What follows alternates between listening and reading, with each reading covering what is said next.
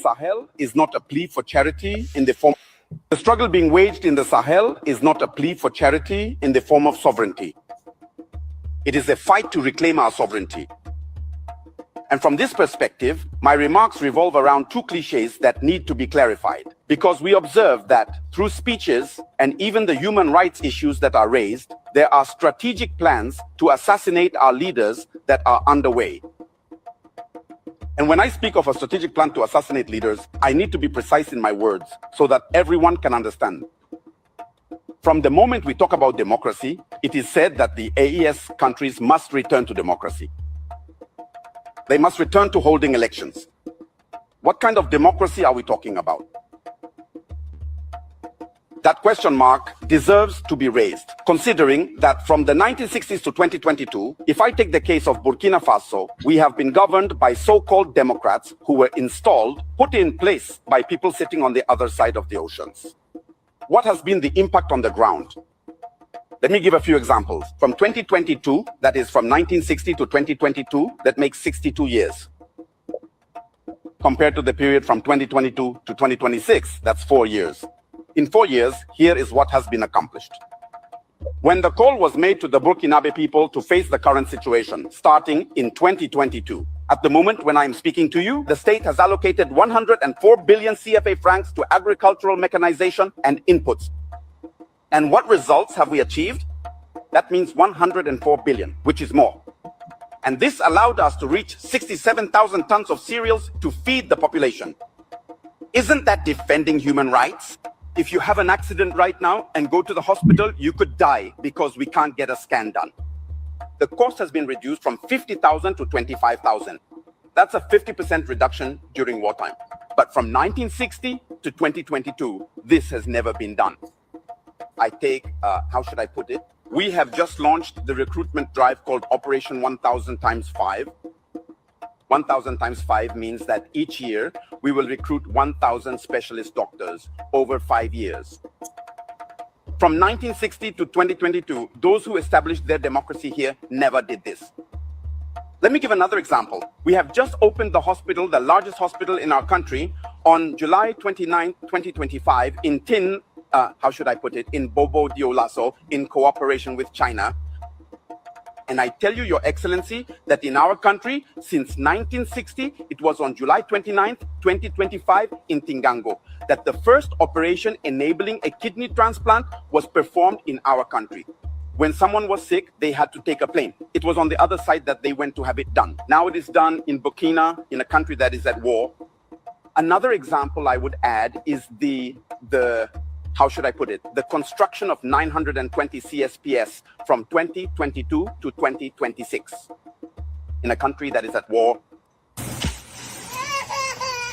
you're doing it all wrong. Don't wash your engine. On December 21st, 2025, or even up to what we have just observed after taking stock, there are 38 newly built health centers in a country that is at war. I could name others as well. People say, but what are human rights? It's the right to life, isn't it? Let me give another example. Regarding the development of lowlands. The development of lowlands to allow farmers, that is peasants, to be able to take care of them.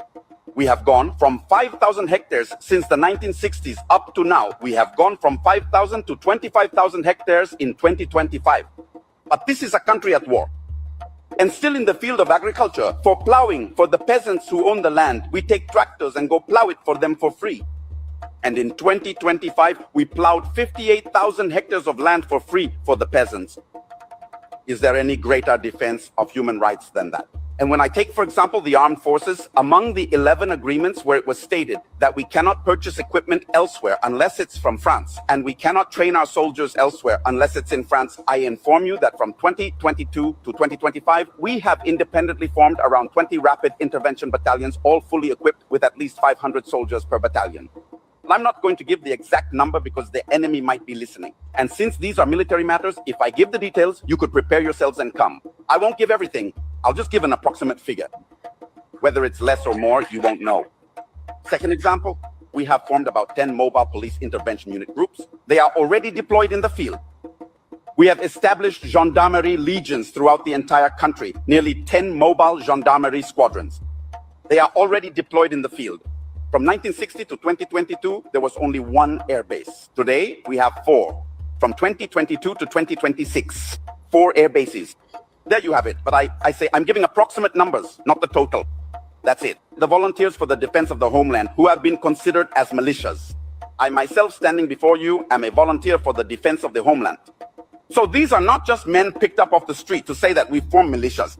And all those who are volunteers for the defense of the homeland on the ground, as time goes on, we remove them, we integrate them directly into the army without training. Those who are not fit to join the army are placed either in entrepreneurship, whether it's agriculture, carpentry, or welding. That's what's being done in Burkina.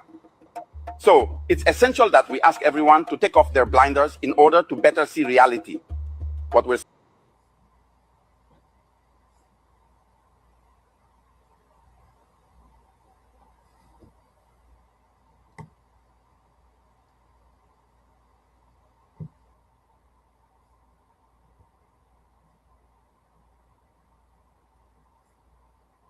leaders are such a bunch of cowards. Even in this set of African leaders are such a bunch of cowards. Even in 1,000 years, they can never come out of this mindset. You watch President Ruto behaving like a son, meeting a father with candies from work, so excited to see Macron in his country. Where is the leadership of Macron when France cannot survive a day, a single day without Africa? When the entire way of life of the French people is dependent on destroying lives in Africa to keep the French economy afloat. The decision to kick out Mali, Burkina Faso, and Niger from the economic community of West African states came from not just ECOWAS member countries, but also from France. Is that correct for me to say or not?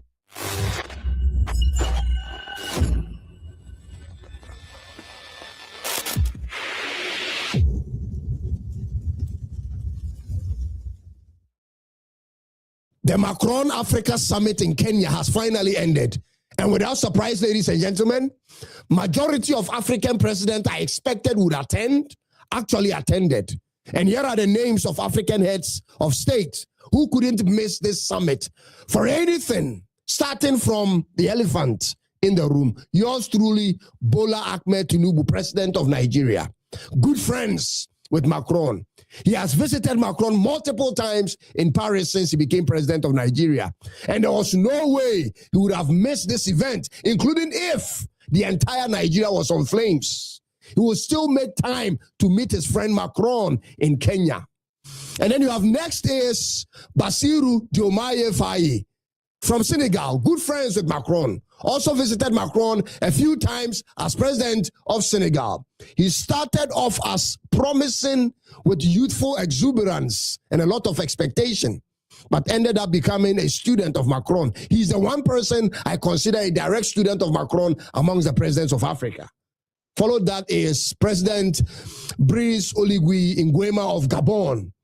This president is so loved by Macron. Macron actually visited him last year, November, in Libreville, the capital city, to solidify their friendship. He's even scheduled to visit Macron in Paris somewhere in the latter part of this year. It's a loving relationship between him and Macron. So amazing to watch, ladies and gentlemen.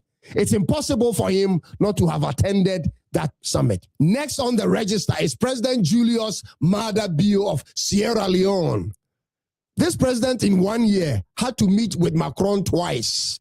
In fact, it was in a space of 3 months that they met twice.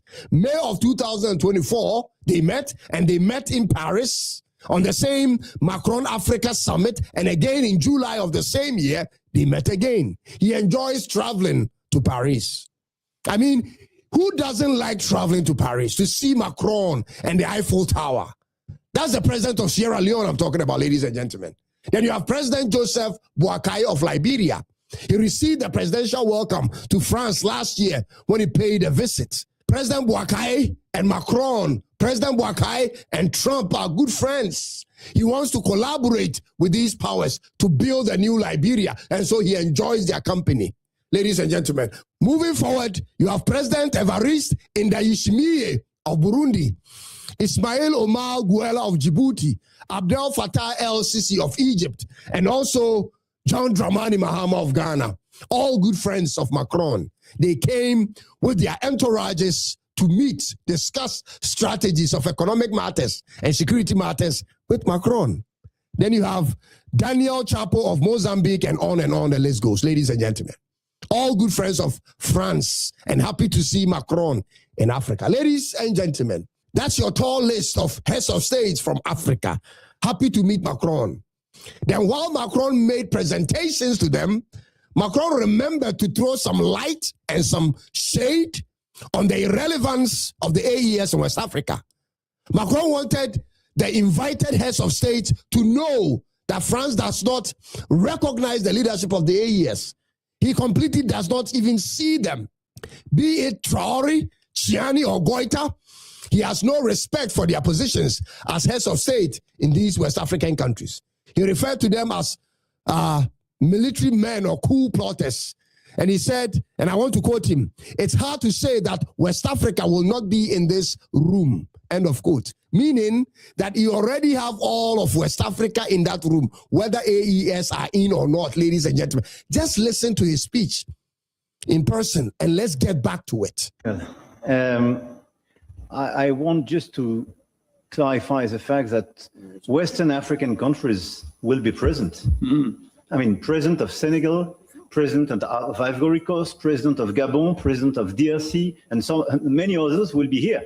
It's hard to say that Western Africa will not be present in this room. You have three countries, and I do regret that, which decided, because of the coup and the behaviors of the military people in charge, to put them aside from the rest of the club, by the way, aside of ECOWAS as well and others. This is what Macron said.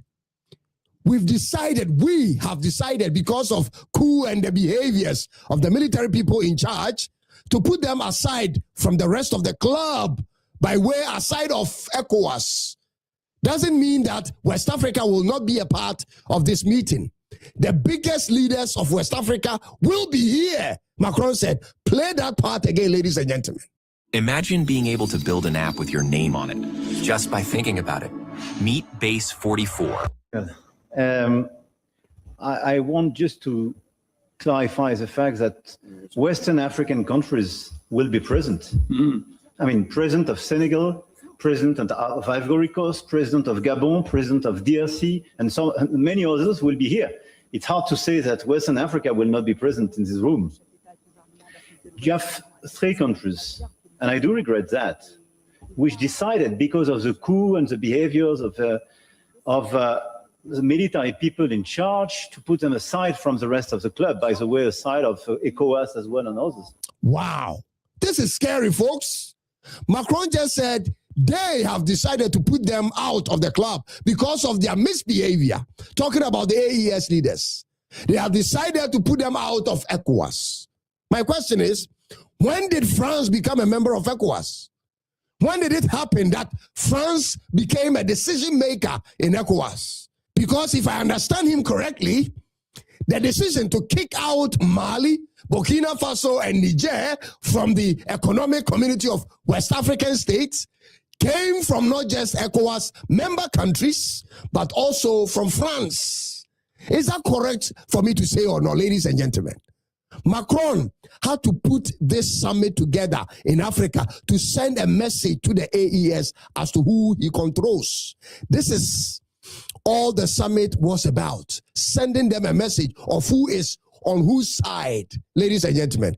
He said the biggest names in West Africa will be here. Yeah, hear that part again. The biggest leaders of Western Africa will be here. The biggest leaders of West Africa will be here, he said. And indeed, they were there. That sounds more of a summons to me than an invite, ladies and gentlemen. Macron simply summoned Tinubu, summoned Mahama and Ouattara, who are the biggest leaders of West Africa, to that summit, and indeed they showed up. This summit was non-negotiable. It was a mandate and a command to these three West African heads of states. They could never refuse that invite. Then there was a part of the summit where Macron took over the microphone to demonstrate his absolute authority over the attendees. Have you seen that part, ladies and gentlemen? Take a look. And we make order. Excuse me, everybody. Hey. I'm sorry, guys.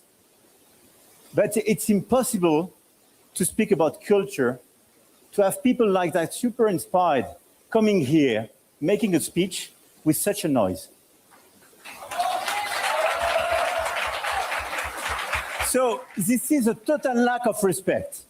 So I suggest, if you want to have bilaterals or speak about somebody else, something else, you have bilateral rooms or you go outside. If you want to stay here, we listen to the people and we play in the same game. Okay? Thank you. And this, ladies and gentlemen, is called leadership. He calls the heads of state, hey. Then he said, if you want to have discussions, go outside. And you can hear the applause of people in the background. And then the white lady shows up and says this at the end. And this is what we call leadership. But this is funny.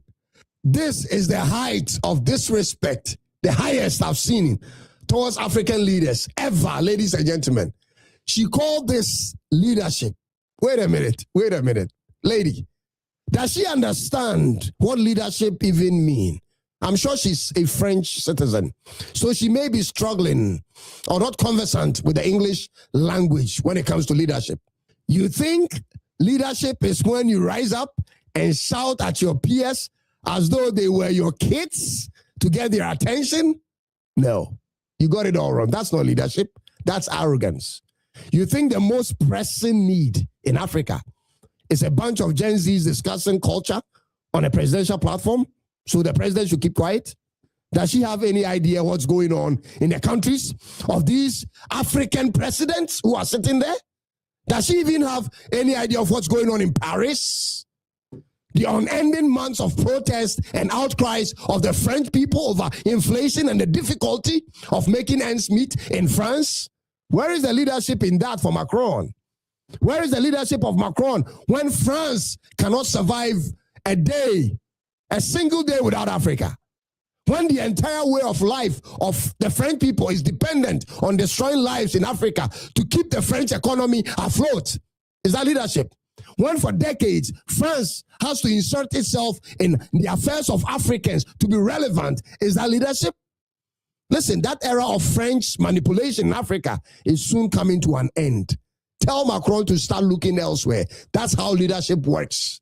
Macron wanted to entertain himself at the summit with that cultural discussion, and he expected all the African heads of states to put their issues on hold as he entertains himself or go out of the building. What is more arrogant than this? And this is happening in Africa. These set of African leaders are such a bunch of cowards. Even in 1,000 years, they can never come out of this mindset. You watch President Ruto behaving like a son, meeting a father with candies from work, so excited to see Macron in his country. These presidents are seriously not busy, ladies and gentlemen. They have too much time on their hands to wander around. This explains why Africa is not moving forward. They have too much time on their hands to waste around, ladies and gentlemen. Stop fancying yourself with the French government and Macron. Stay grounded on the ideas we are giving you on this platform every time and elsewhere. Domestic ideas for your countries. You have followed after them for decades. What has been the profit? What is the benefit? Until when will you continue to do things that doesn't add anything sustainable to your economies? If you lack ideas, get in touch with us, with me. Get in touch with the new ideas we have to keep up with what's going on around the world in terms of development. And stop following after Macron. He has no respect for any of you and your people. All he's eyeing, looking for are the resources in your countries. There's pressure on Macron in France, and he needs to do something as soon as possible. That's why he's all over the place for you. Don't be fooled. Wake up, African leaders. Macron may not recognize the AES leaders, but we, the people, surely do. And that's all that matters. Don't allow yourself to be used to attack them. Don't even try it, because we are all watching. Leave them alone. If you think they are illegitimate, just leave them alone and let them be. That's the best thing you can do for yourself. My name is Cyrus in Accra, Ghana. This is Tuntum Network. This is new media. This is a new day to be bold and fight for something that's right, ladies and gentlemen. Long live the AES and all those who work to protect the cause. I'll see you in the next one. Subscribe if you like. If you don't, yeah, it's all up to you. It is bye-bye for now.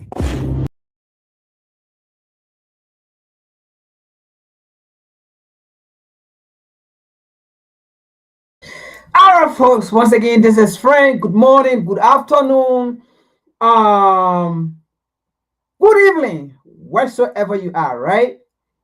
Once again, this is Frank. I am your host. This is the Revolutionary Repatriation Educational Lecture Series of WCC. Yes, I'm so excited this morning. Oh, no, this afternoon, by the way. Okay. Now, today's topic, it says, now, if you see the headline there, right, I didn't write it well because of the limitation of the word. I think it had to be 100 characters, right? If not, Facebook is not going to, entertain it, or YouTube is not going to entertain it. So I wrote it as it is, but I'm going to read it. Now, today's topic, it says, Emmanuel Macron is the devil. Emmanuel Macron is the devil. And not only Emmanuel Macron, but every nation, every continent that enslaved Africans, that colonized Africa, that raped Africa up its resources, that systematically, directly or indirectly kill or eliminate African democratic leader, African expert, African voices, they are all the devil. So, it says, Emmanuel Macron is the devil. As the Bible says,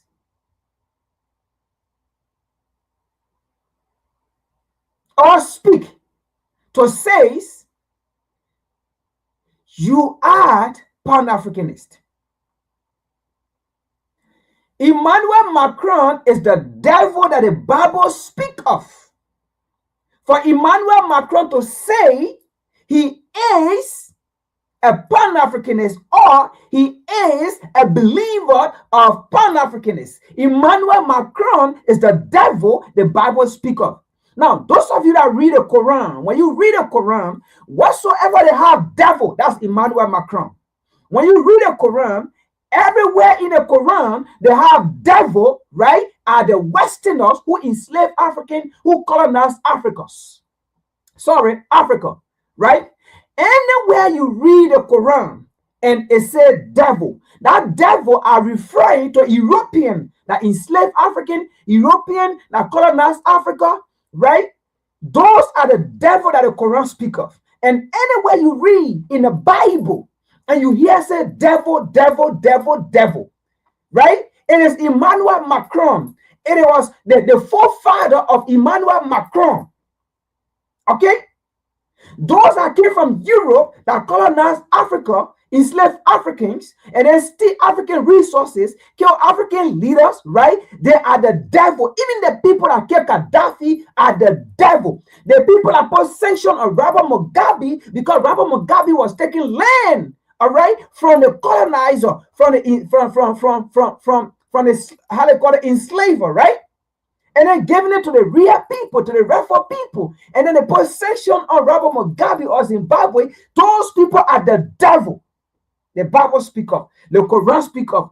Anything that you believe in and you read it, and where it said devil, put Emmanuel Macron there. Where they say devil, the people that killed Gaddafi, put them there. Where they say devil, the people that enslaved African, put them there. Where they say devil, the people that colonized Africa, put them there. Where they say devil, the people that continue to loot our resources, put them there. Where they say devil, the people that were in the 1884 Berlin Conference, right, and their descendants, put them in our bracket. Where they say devil.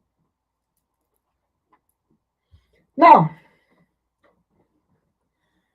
let me play a video first to entertain us.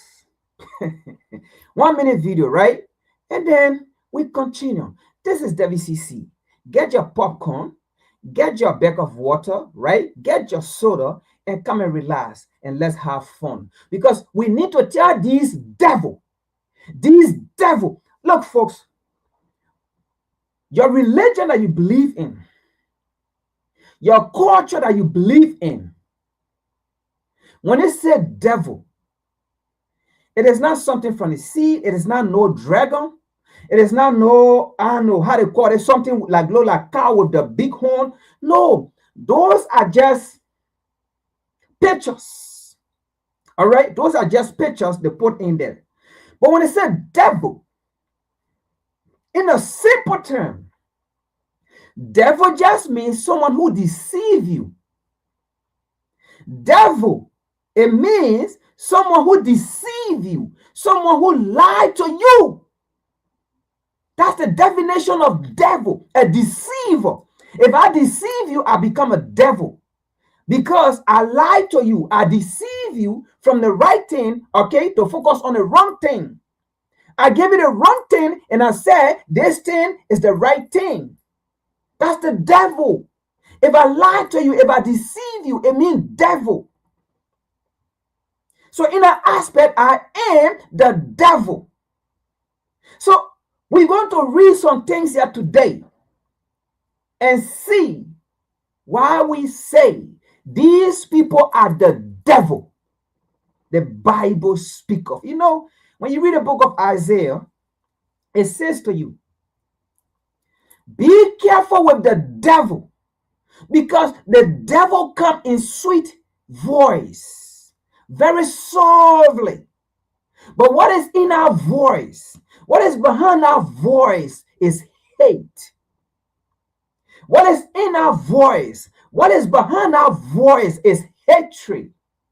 What is in our voice, what is behind our voice is not sweet, it's not tasty.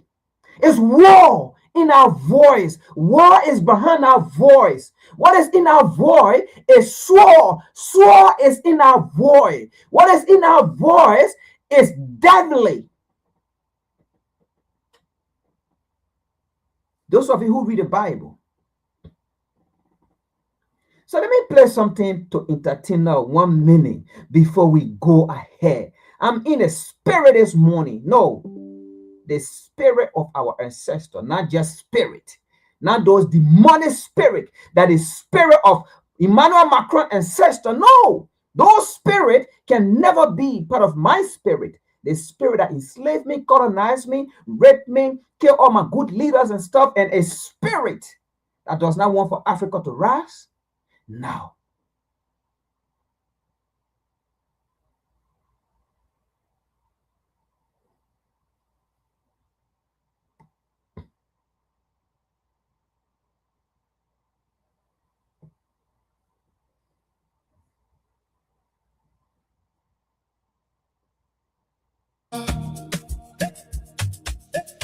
From the roots we rise, Simuza Africa.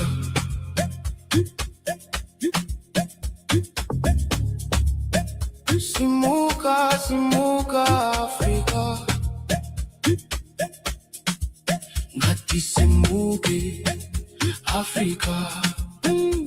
Zimbabwe, Zambia, Malawi, Mozambique, South Africa, Botswana, Namibia, Angola, Lesotho, Eswatini, Madagascar, Mauritius, Seychelles, Comoros, Kenya, Tanzania, Uganda, Ethiopia, Rwanda, Burundi,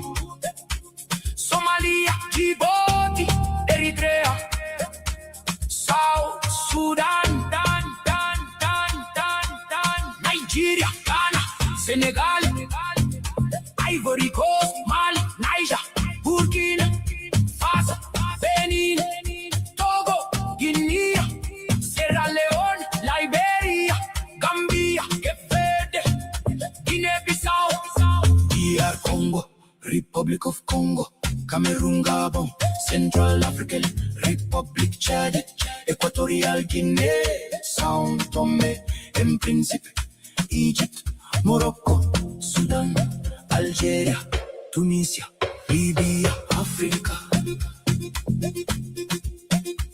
Simuza, Africa. From the roots we rise. Simuza, Africa.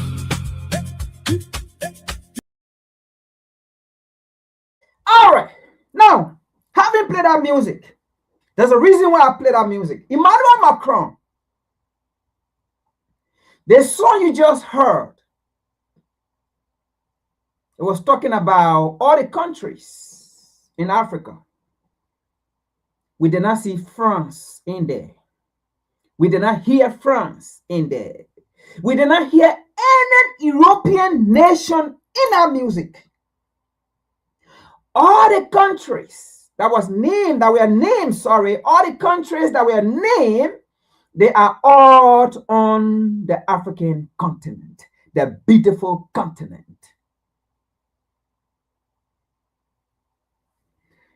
Now, I'm going to start with a video as we usually do.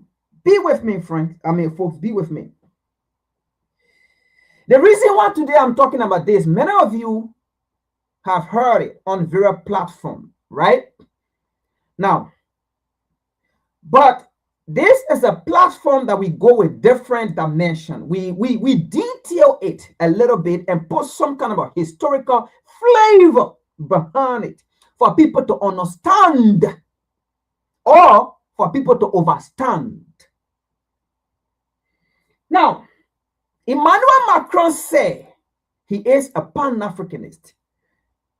Wow. You know, it would be so naive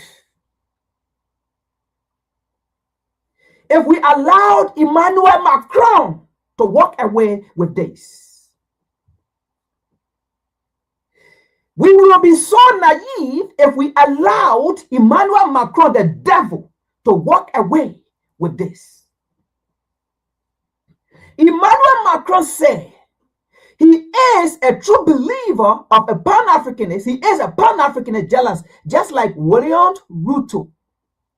Folks, who is Emmanuel Macron to define what a Pan-Africanist is or who is a Pan-Africanist?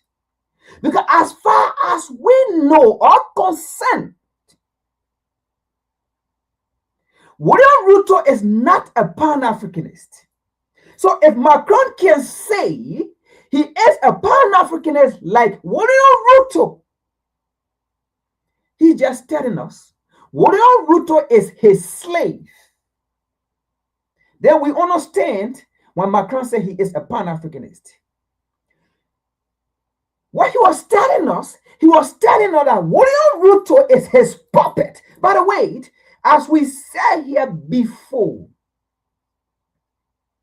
if they say you are a puppet to something, it means you are a dog. It means you are a pet. P-E-T, pet. But right? What happened here is they try to make it look sweet. They try to make it look nice. Instead of them saying pet. Because listen, folks, while we're an African leader, right, sit there and Emmanuel Macron say, you are my pet. What will an African leader say that? And Emmanuel Macron said, you are my pet. You see it? Whatever Ruto, in fact, it will make him angry. But they try to make it look sweet. Instead of saying pet, it said puppet. Did you see that? P-U-P-P-E-T and then P-E-T, pet. So, in the French language, P-U-P, and meanwhile, little, small, and P, poop, right? Small, P-U-P, right? So, and then they put a P-E-T there, pet, I mean little pet, small pet. African leaders take pride in being called small pet by Western government, by Western leader. African leaders take pride in being called pet. Small pet.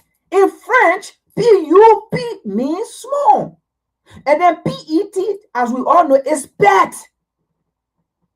So small pet, little pet. Is that hard to understand? So in our war, if Emmanuel Macron was saying he is a true Pan-Africanist, he is a believer of Pan-Africanism, just like William Ruto, Emmanuel Macron was telling us William Ruto is his small pet. William Ruto is his pet, and not only William Ruto, the Nigerian president, Tinubu is a pet to William Ruto. That's what William Ruto was saying. And that's why most of these Western governments and leaders continue to say these African leaders who continue to be slaves, they are puppet to the West. That means they are pet to the West. Now, what do you have in your horses as pet? You have cat. So that means they are telling us African leaders who refuse to stand like Abraham Touare, they are cat. That means African leaders who refuse to stand firm like the Saharian leader, Mali, Niger, and Burkina Faso. If you are not like those people, the Western government or leaders are saying you are a dog. And if you are a dog, that means you are their pet. Now, having said that, you understand. Let's continue. This is WCC. We are not here to make war. All right? If we sit here and allow Emmanuel Macron to run with that, then we are part of the contribution of the new colonization that is about to take place. And which, of course, is not even going to happen. It's not going to take place. If Emmanuel Macron is dreaming, even Washington, D.C., if they are ever dreaming about it, they should get it off the table. Even Europe, if they are dreaming about it, they should get it off the table. This is Africa time. Let's get a little bit into history because we want to make because Emmanuel Macron said the interest of France, the interest of Europe is in line with the interest of Africa. Oh my God, don't believe me. Emmanuel Macron said he was on an African continent and African people did not check him out. He was on an African continent. And when I say African people, I'm saying the leader. I'm not saying the common man there. I'm saying the leader that went to that conference. Those puppets, those pets that went to that conference.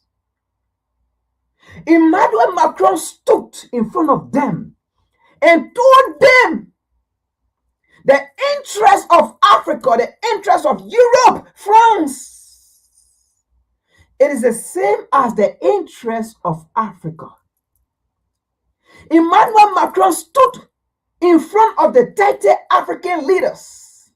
And Emmanuel Macron said, the history of France, the history of Europe, the history of the West is the same as the history of Africa. God damn it. I dare you. You Africans sat down there and kept silent and were all muted. Emmanuel Macron stood in front of you and said to you people, the history of France, the history of Europe, the history of the West, and their interest is the same as Africa. Okay.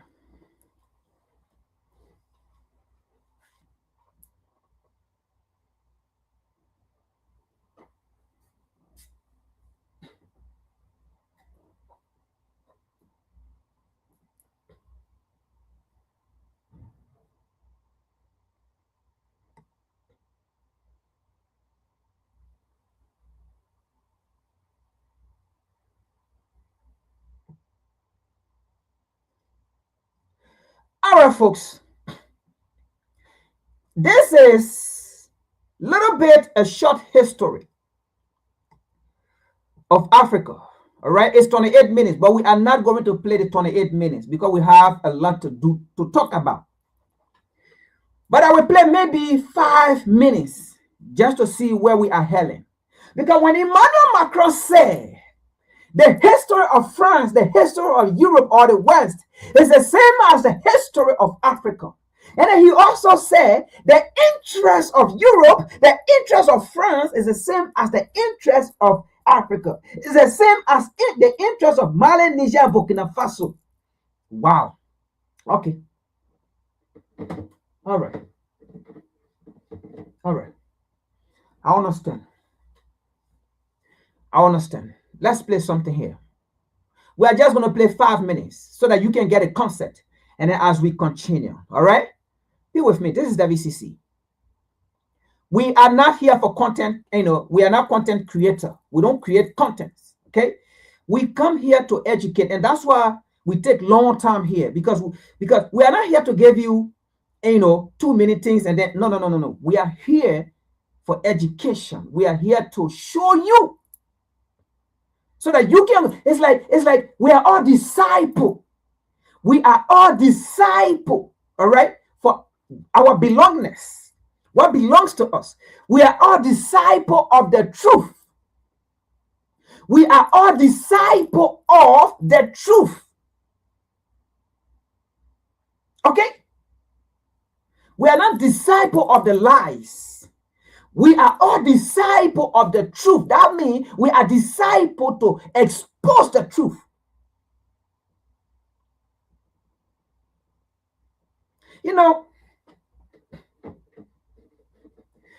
The days of being in contact with the white man, let's put it this way, because everything that we face today on the African continent as black people, it is the cause of the white man. We are not here to mince anything. All right? We are not here to mince anything. Because when they first came to the African continent on the west coast of Africa, we thought they were human beings. We thought they were human beings. We thought they were human beings. But now knowing they were the devil the Bible speaks of. Not knowing they are the Bible, okay, or the devil the Bible speaks of. Anywhere in your religion you read devil, put them in there. They are the devil. And they continue to displace it. So when they came on the west coast of Africa, when they came on our continent, we thought they were human beings. Despite they've been read. Despite they've been read, we still saw them as human beings because they have ear, they have nose, they have mouth. Okay, they can breathe, they can feel, they have 2 hands, they have 2 legs. I mean, everything that the black men have, they have it. So we thought they were human beings, but just came from different parts of the world. What then happened? What then happened? Because of our hospitality,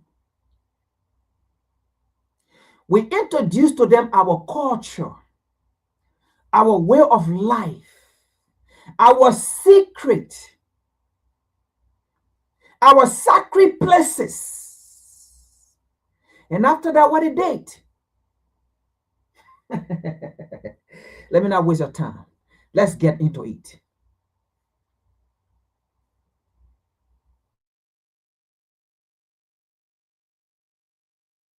Before you scroll past this, I need you to stay for just 60 seconds because what I'm about to show you changes everything you thought you knew about the slave trade. Not a little, everything. Most people think the transatlantic slave trade was about one thing: cheap labor, millions of African bodies shipped across the ocean to build plantations and economies. That is the story every textbook tells, and that story is only half true. Because there is another layer, a layer that powerful institutions spent centuries trying to bury, a layer hidden inside a document, a real physical document that was locked away in a Portuguese royal archive for over 400 years.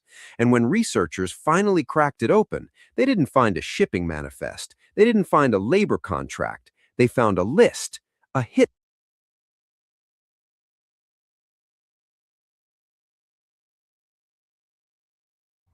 Okay.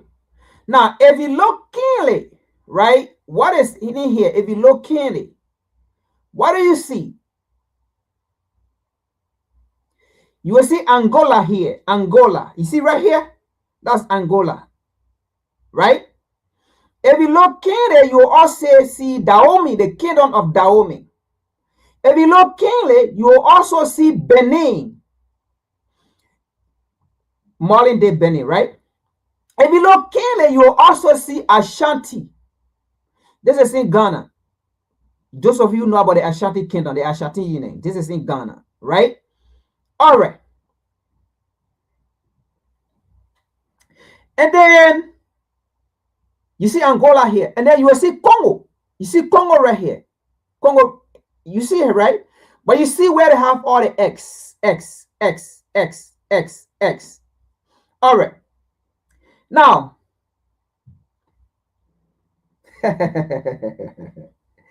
Emmanuel Macron said the history of Europe, the history of France, the history of the West is the same as the history of Africa. Folks, we are not going to play the entire video. I want you to understand something. I think it is about time to tell the white men. I'm being specific here. I'm not saying Europe. If I say Europe, you already know. All right? So we're being specific here. Because when they were doing this, it was not just Portugal alone. The entire West. There was no black men in here when they were doing these things. There was no black men. So that's why I'm being specific, the white men. Because the reason why I said the white man is this. Still today, even though we are getting to know them, but majority of our people, when they still see the white man, they think it is the representation of God. When they still see that white body, that pale skin, they think it is the representation. They still think, I need to get some water. They still think it is the representation of God. All right? That's what they believe. So anytime they see the white man, they think someone has come to redeem them or to rescue them. But if you look at history, these people have never ever redeemed us. They have never ever been there for us. Never. If you look at history, they are so crafty. They know how to come out in different ways, in different form. They are crafty.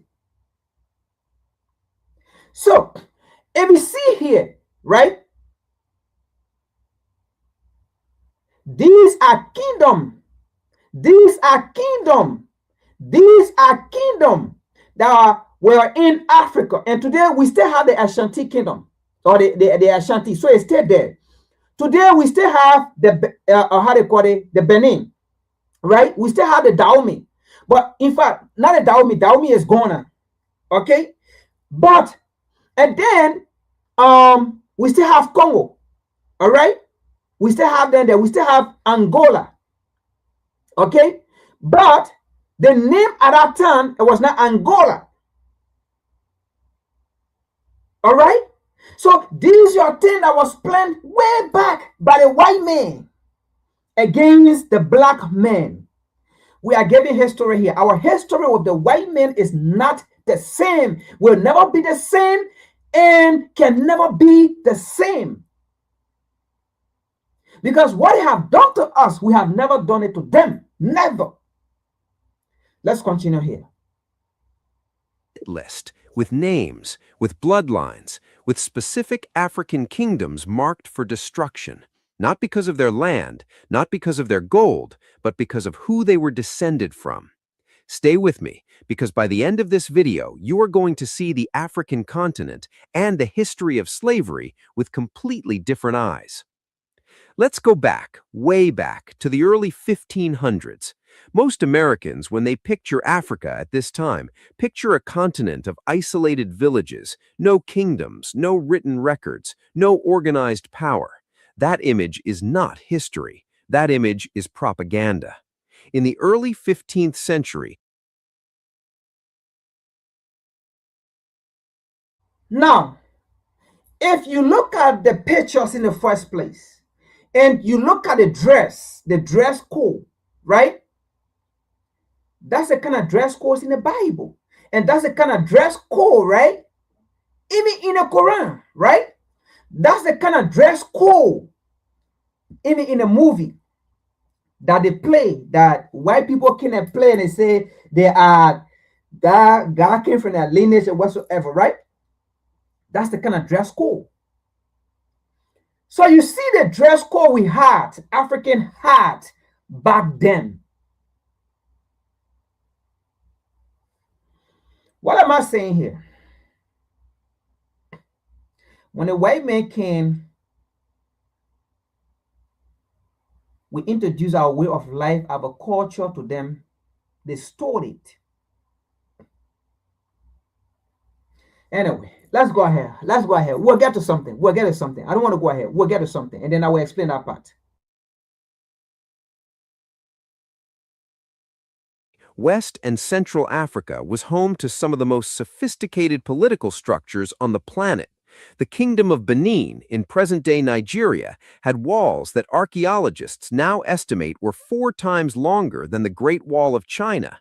The Mali Empire had already produced Mansa Musa, a king so wealthy that when he made his pilgrimage to Mecca in 1324, he accidentally crashed the gold market of the entire Mediterranean world just by spending his own personal money.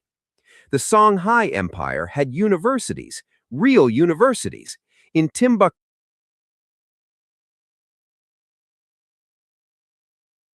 So again, you see the dress code. You see the dress code, right? Now, again, let me say this. So before the white man came to Africa, we were already using gold. We were mining gold already. They did not teach us how to mine gold. In fact, they were surprised when they came to the African continent. They couldn't understand, how did we get those things? How did we process it? How did we extract that from the ground? They didn't teach us. So, it baffled me, and that is why we need to go back to history. We have these same resources, and that is why today now you see Mali, Niger, and Burkina Faso. Because you see, the Mali you see today, Mali is a historical site. The Niger you see today, Niger is a historical site. The Burkina Faso you see today, Burkina Faso is a historical site. For example, Mali, you had the Timbuktu, where Mansa Musa, the man you see in the video, came from.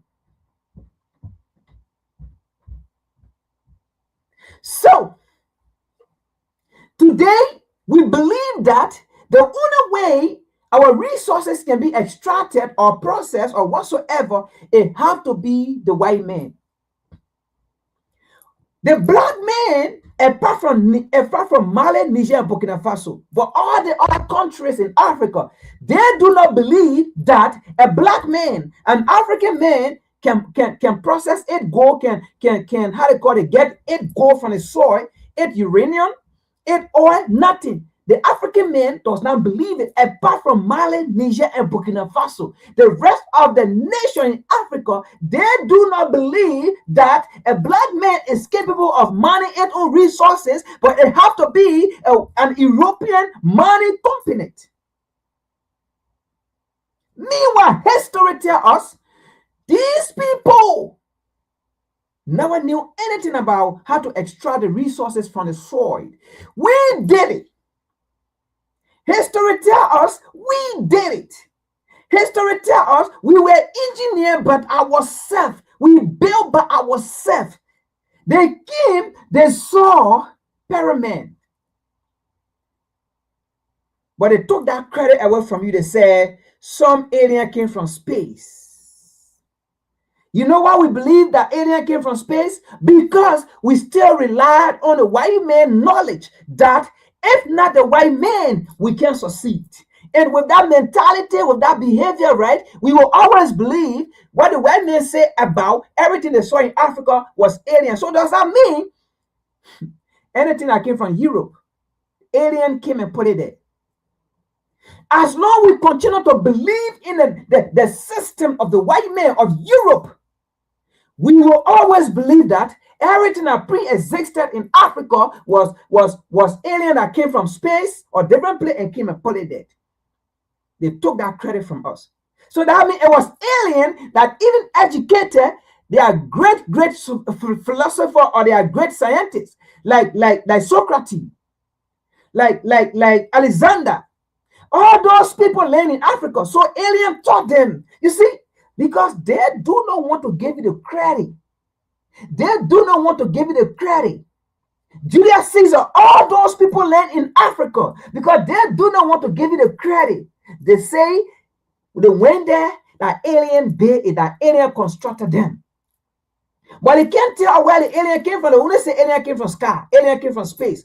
But you know what? They have been to space. They can't see alien.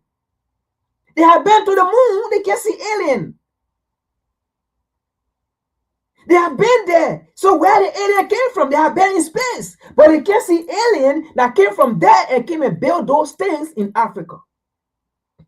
Today, when Mali, Niger, and Burkina Faso are doing it, then we have the rest of the other African nations who are ruled by pets. Yes, puppet means pet. Who are ruled or governed by pet. Those leaders still believe that it is the white man that is coming to save them. But let's continue here.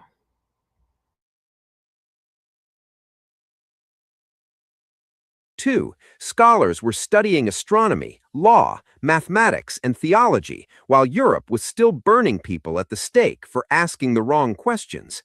This is the world that the Portuguese sailed into, and here is what most people do not know.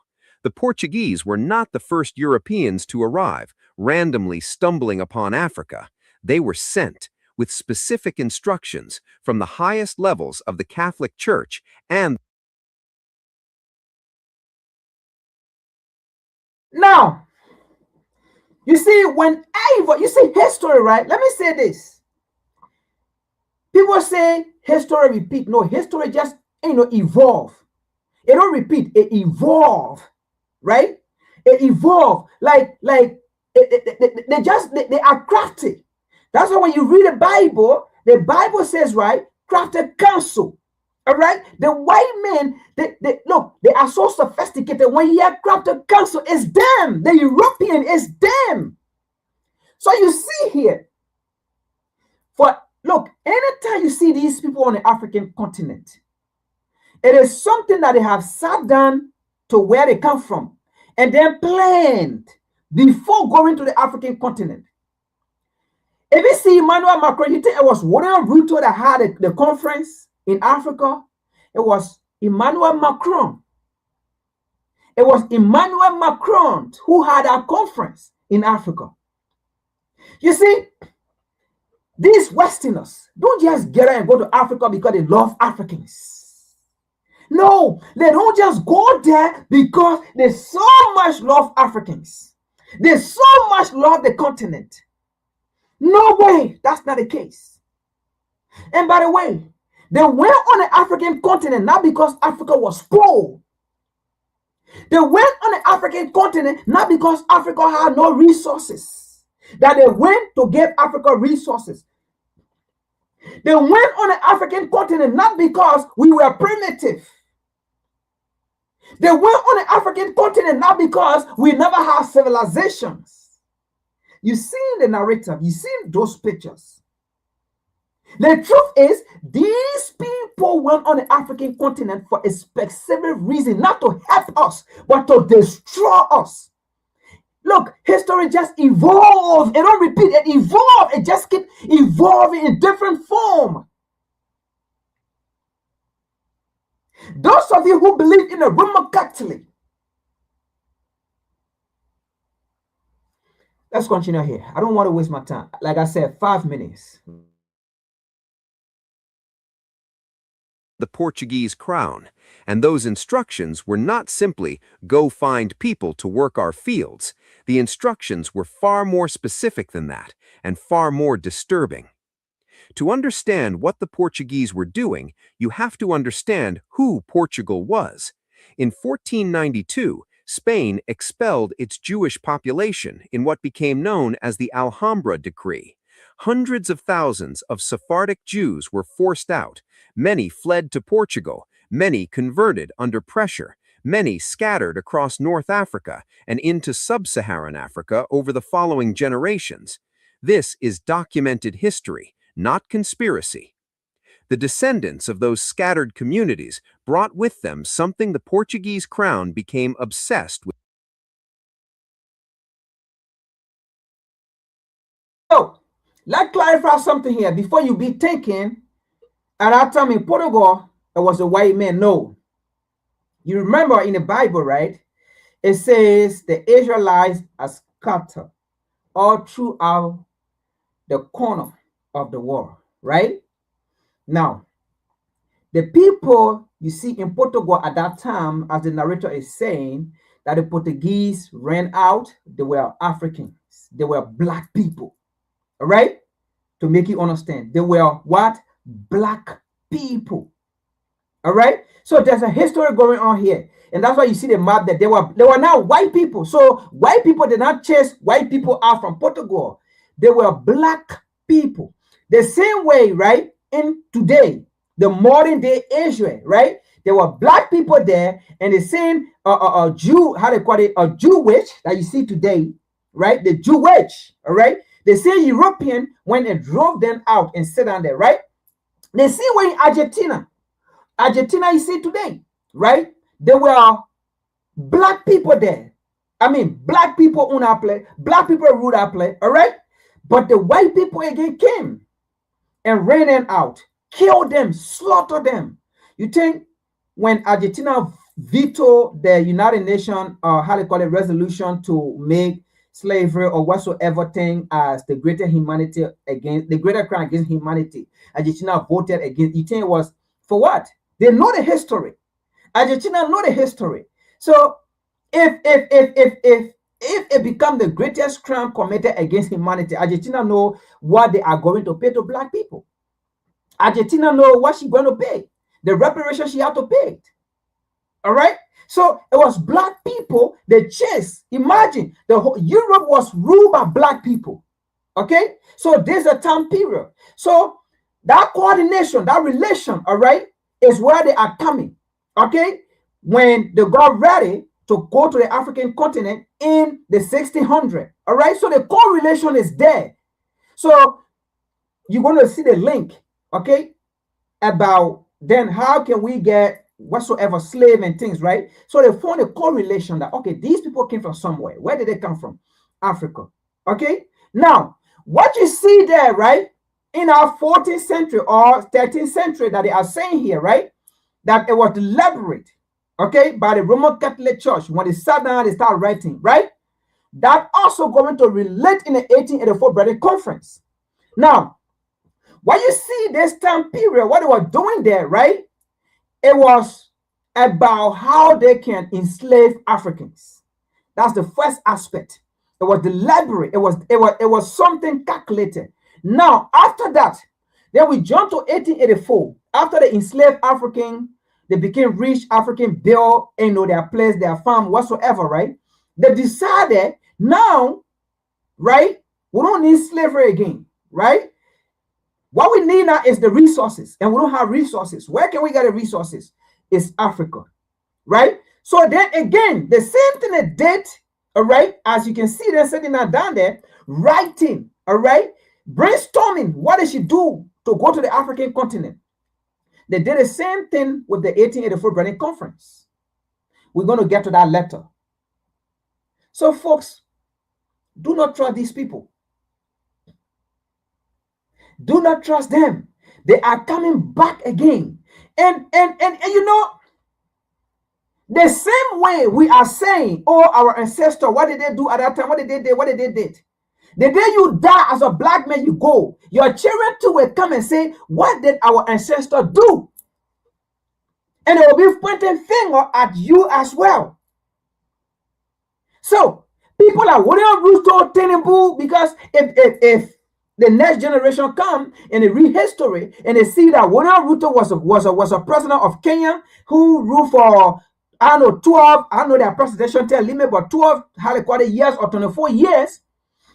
And then they see William Ruto, you know, they read history and they see William Ruto doing all of these things. William Ruto now will be part of their ancestor. And they will be blaming William Ruto. What did William Ruto do? What he did it? What did he do that? Right? Even Tinubu. Tinubu too will be judged the same way again by the next generation. Why would Tinubu do this? Why our ancestors do this? They saw us. They didn't like us. I mean, look at history. I mean, they saw all these things. They learned all these things. And then they continue to stay believing in the white man. That's what's going to happen. How they call it? Ouattara from Cote d'Ivoire. The same thing. But why did Ouattara say it and then supported France? Right? He said that and supported France against Mali, Niger, and Burkina Faso that was fighting for African freedom, for African liberation. Why did he train terrorists? Why did he help France to train terrorists to go against Mali, Niger, and Burkina Faso? And then the same thing will go to Benin Republic. The same thing will go to them again. The next generation will blame them and say, why did that generation say it? And watch Benin president at that time supported France and trained terrorists in Benin to go fight Mali, Niger, and Burkina Faso. Why did it happen? Why did Tinubu allow the United States to have military base here? Why did Tinubu allow the US to start bombing in Nigeria? They will blame us. Why did Tinubu allow the United States to dictate to them to go negotiate with terrorists? They will blame them because that's what happened in Nigeria. The Nigerian dictate. I mean, the Nigerian go and negotiate with the terrorists when the terrorists go and kidnap hundreds of Nigerian girls. When the terrorists go and kill Nigerians in school, bomb school and kill them. Look, go and read Buhari. Yeah, that was Buhari. Because after Janita Goodluck, that was Buhari. Go and read how Janita Goodluck got off power. You think it was by Nigerian people decided that we don't want Janita Goodluck? No, it was planned by the CIA, by Washington, D.C., along with Buhari. And part of that agreement was Buhari to give the national defense out. And Buhari signed it. Buhari signed 8. Buhari signed 8. So that's why Nigeria does not have a national defense. And we continue to say that Nigeria is a superpower, but Nigeria cannot defend herself. That is why France sat down there. Emmanuel Macron said he's a Pan Africanist, but he sat down there and all of Nigeria, who knew Nigeria have Air Force? Sat down there all of Nigeria to use Air Force to go and for a coup in Benin Republic. Because Benin Republic is a colony to France. And Emmanuel Macron said he's a true Pan-Africanist. We will deal with that devil. Don't worry. We're going to get to that devil as we will deal with him. Emmanuel Macron is a devil. We will deal with him. A devil is a deceiver. A devil is the one who lied to you. And Emmanuel Macron is a deceiver. We'll deal with him. Relax. We'll discuss that. Okay? So the next generation, even this generation, will continue to blame those leaders.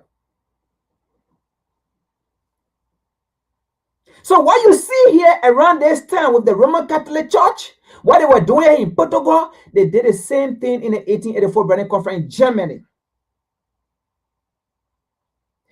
During this time period here, you see this white guy, this devil sitting down here. It was the time they decided to go to the African continent for slave. All right? Now, when they decided to divide Africa in 1884, they did the same thing. They went on a table. They went on a table and sat down on the table again.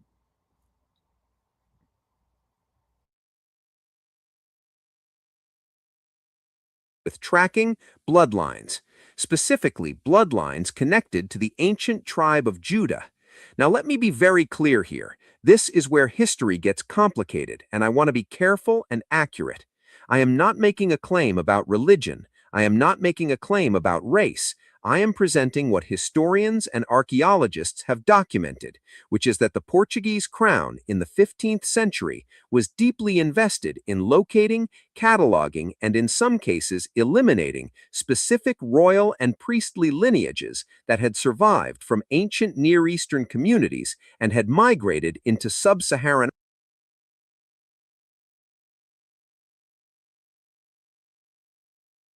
Now, let's look at history again.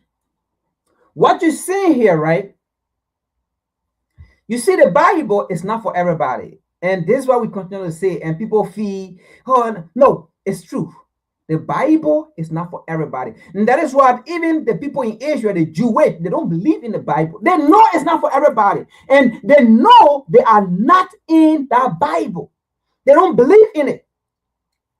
If you think the people in that white people in Israel, they pray to, oh God, they don't pray. They pray to their white Jesus. They don't pray to, that's why they don't read the Bible. They don't obey that Bible. What I'm telling you here is, you see what you see as Bible and thing, right? It was a way of life of certain group of people. It was a constitution. That Bible you see, it was people constitution. It was a law. It was law that was given to a specific group of people. All right? That Bible you see today, it was a law given to a specific group of people. And when those people disobey those laws, right? When those people disobey those laws, their God went against them. It was a constitution. It was law. It was way of life. It was culture for a specific group of people. It was not meant for everybody. And today, that Bible is still not for everybody. And it will never be for everybody. Because it is a culture. It is a culture that was practiced by a certain group of people.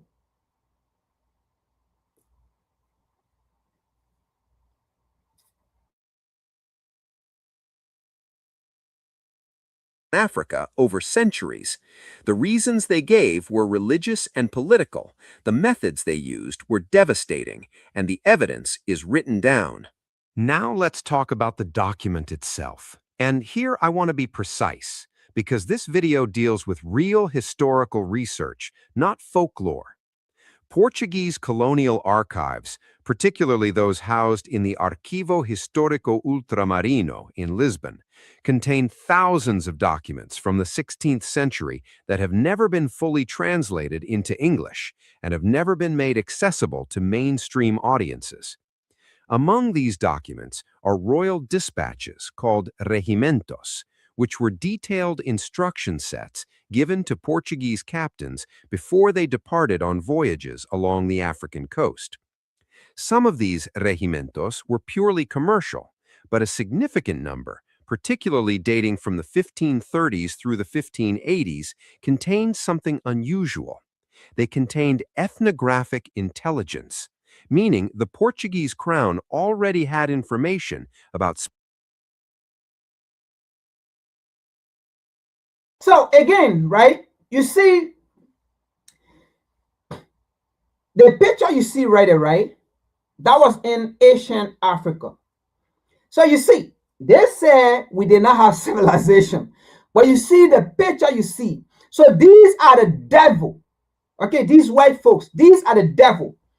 So you see what they are doing. So they are mapping. This is Africa. That picture you see, they say Africa have no civilization. They brought civilization. But the reality here is the white people came and destroyed African civilization. So European civilization or European history, right, is not the same as African history. Because first of all, Africans have never destroyed European history or civilization. It is the European that came and destroyed African civilization and stole African civilization, learned from Africa and refused to give the credit to us. In fact, they learned from us and they destroy us to destroy the evidence. So you see the map in from them, right? The map that they are looking at, that was in Africa, that building, that structure you see. That's Africa.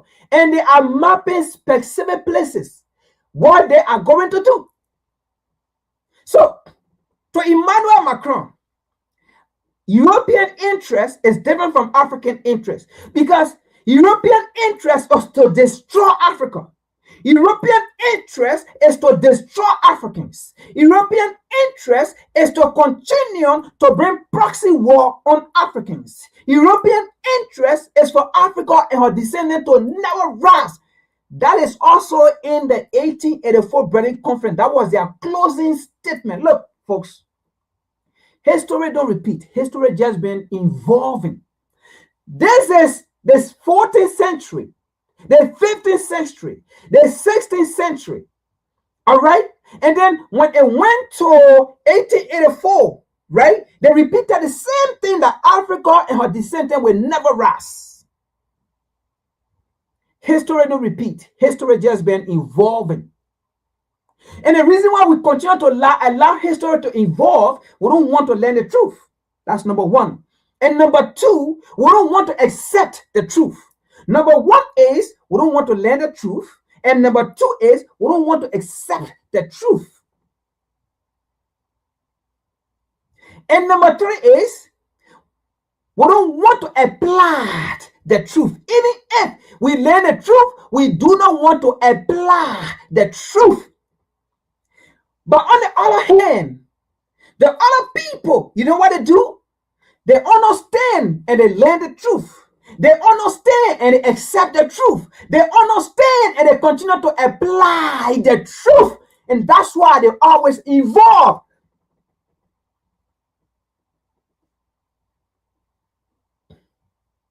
Let's continue. Specific communities, specific lineages, and specific religious structures within African kingdoms before the ships ever left port. Where did they get this intelligence? From missionaries, from Jewish converts known as conversos, who had family and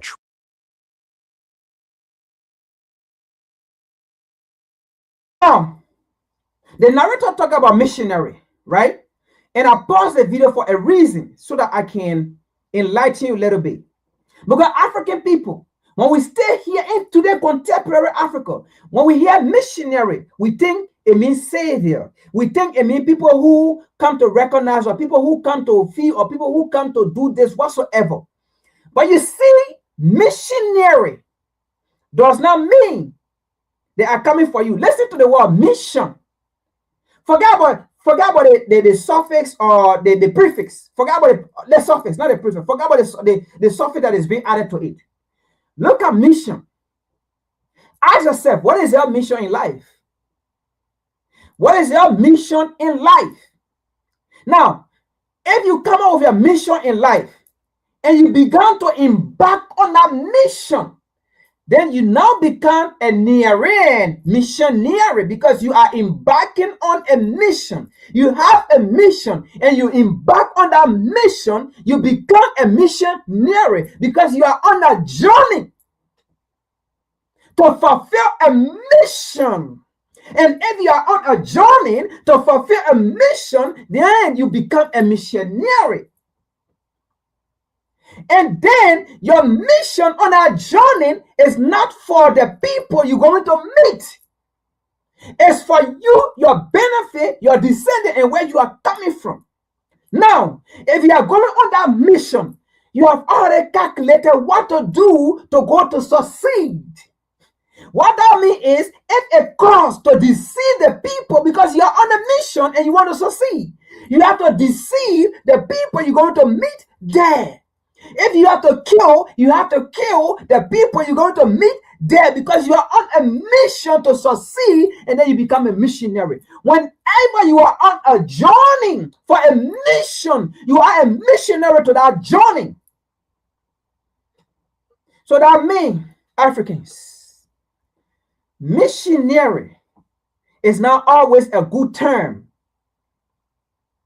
Missionary are people who have mission, but they will not tell you their intent. They will not tell you their mission. So as we see today, Emmanuel Macron is a missionary. He has a mission. As we see today, these Europeans, they are missionary. They have a mission. They have always had mission.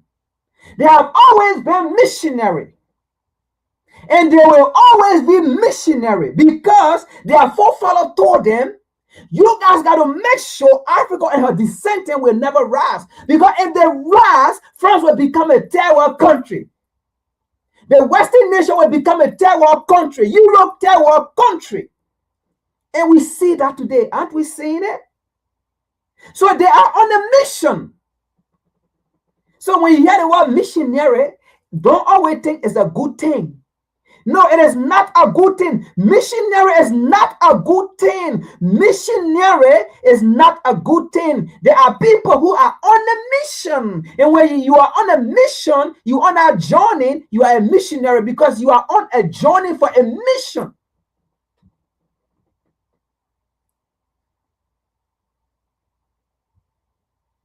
Are you getting it?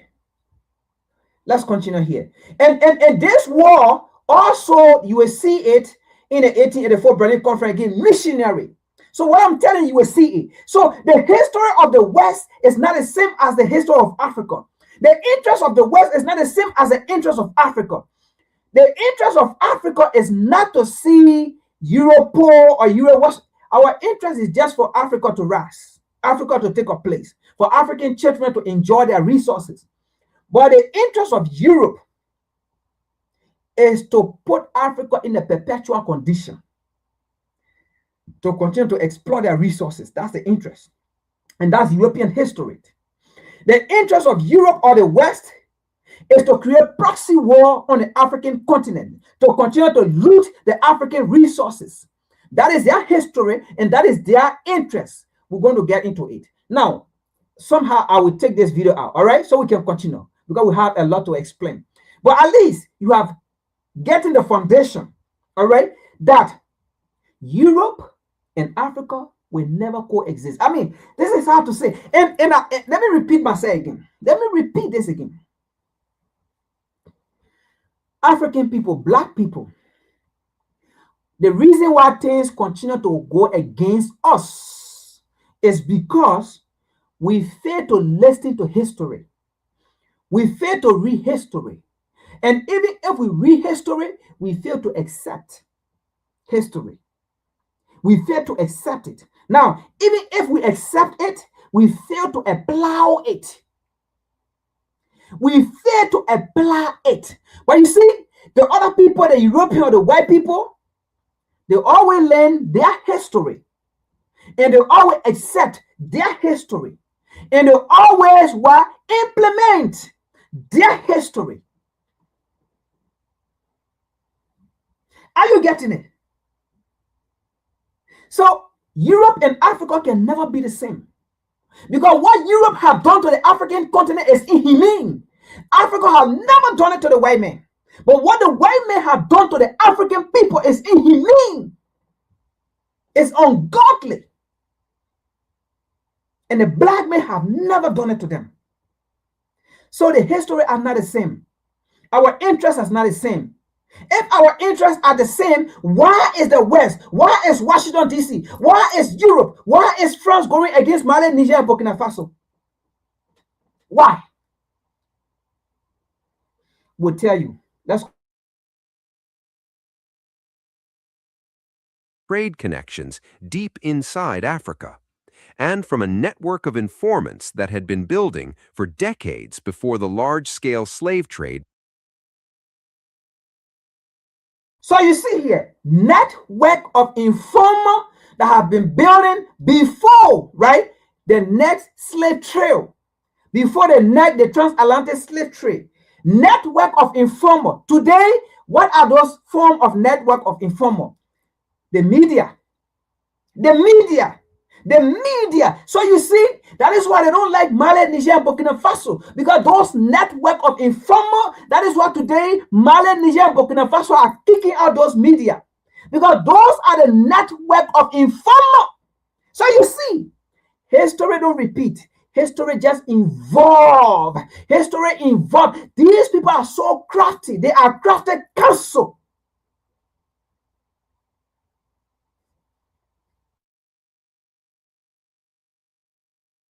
Began.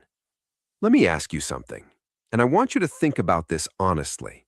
If this was purely about labor, why did the Portuguese need a list of bloodlines?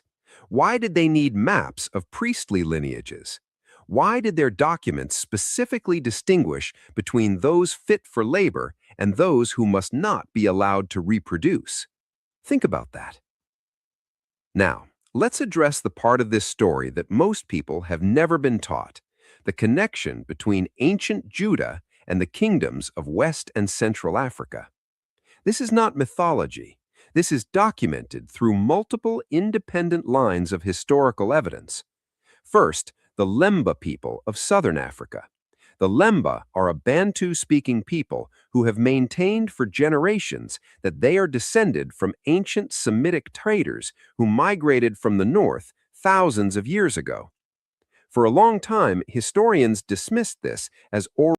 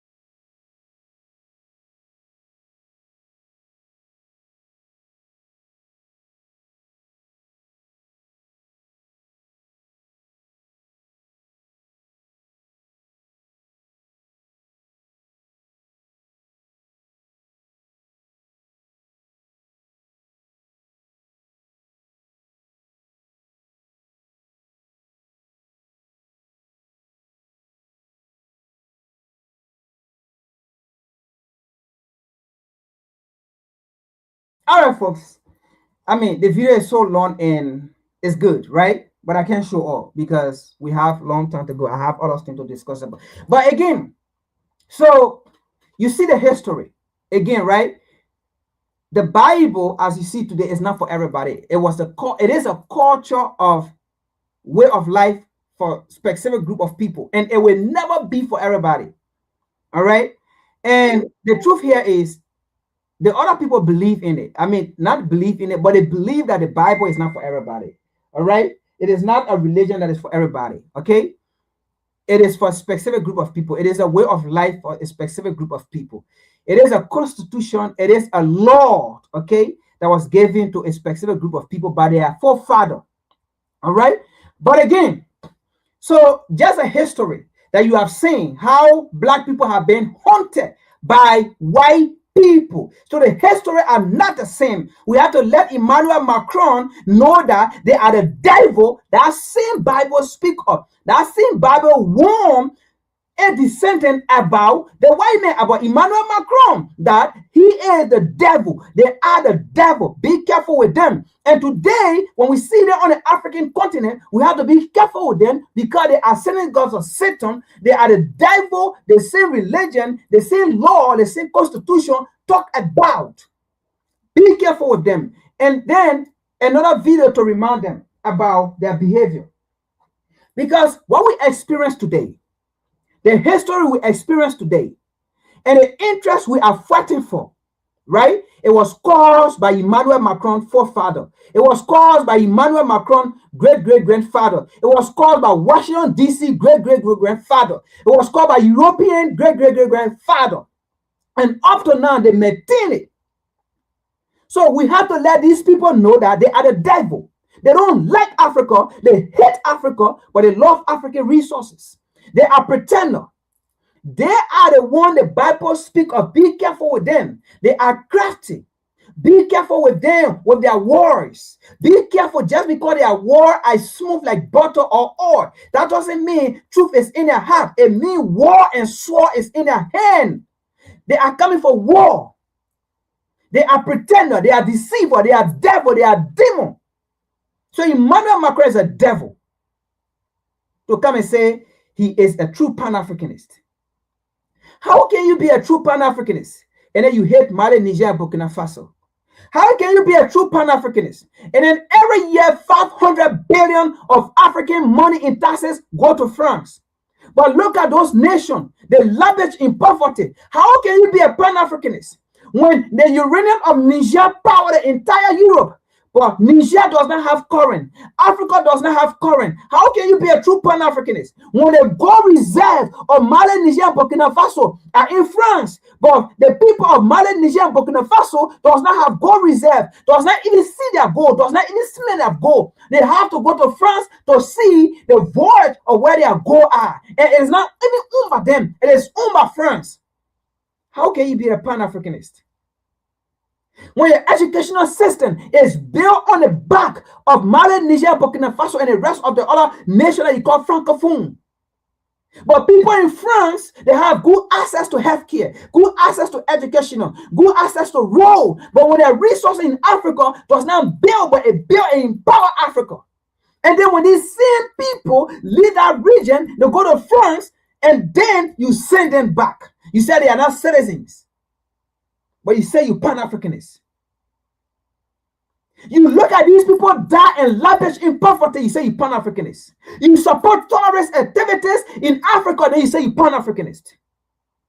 You are the devil the Bible speaks of, Emmanuel Macron. And everyone that look like you, they are the devil. Everyone that think like you, they are the devil. Everyone that do things like you on the African continent, they are the devil the Bible speaks of. Emmanuel Macron, you are a devil. You are a demon, Emmanuel Macron.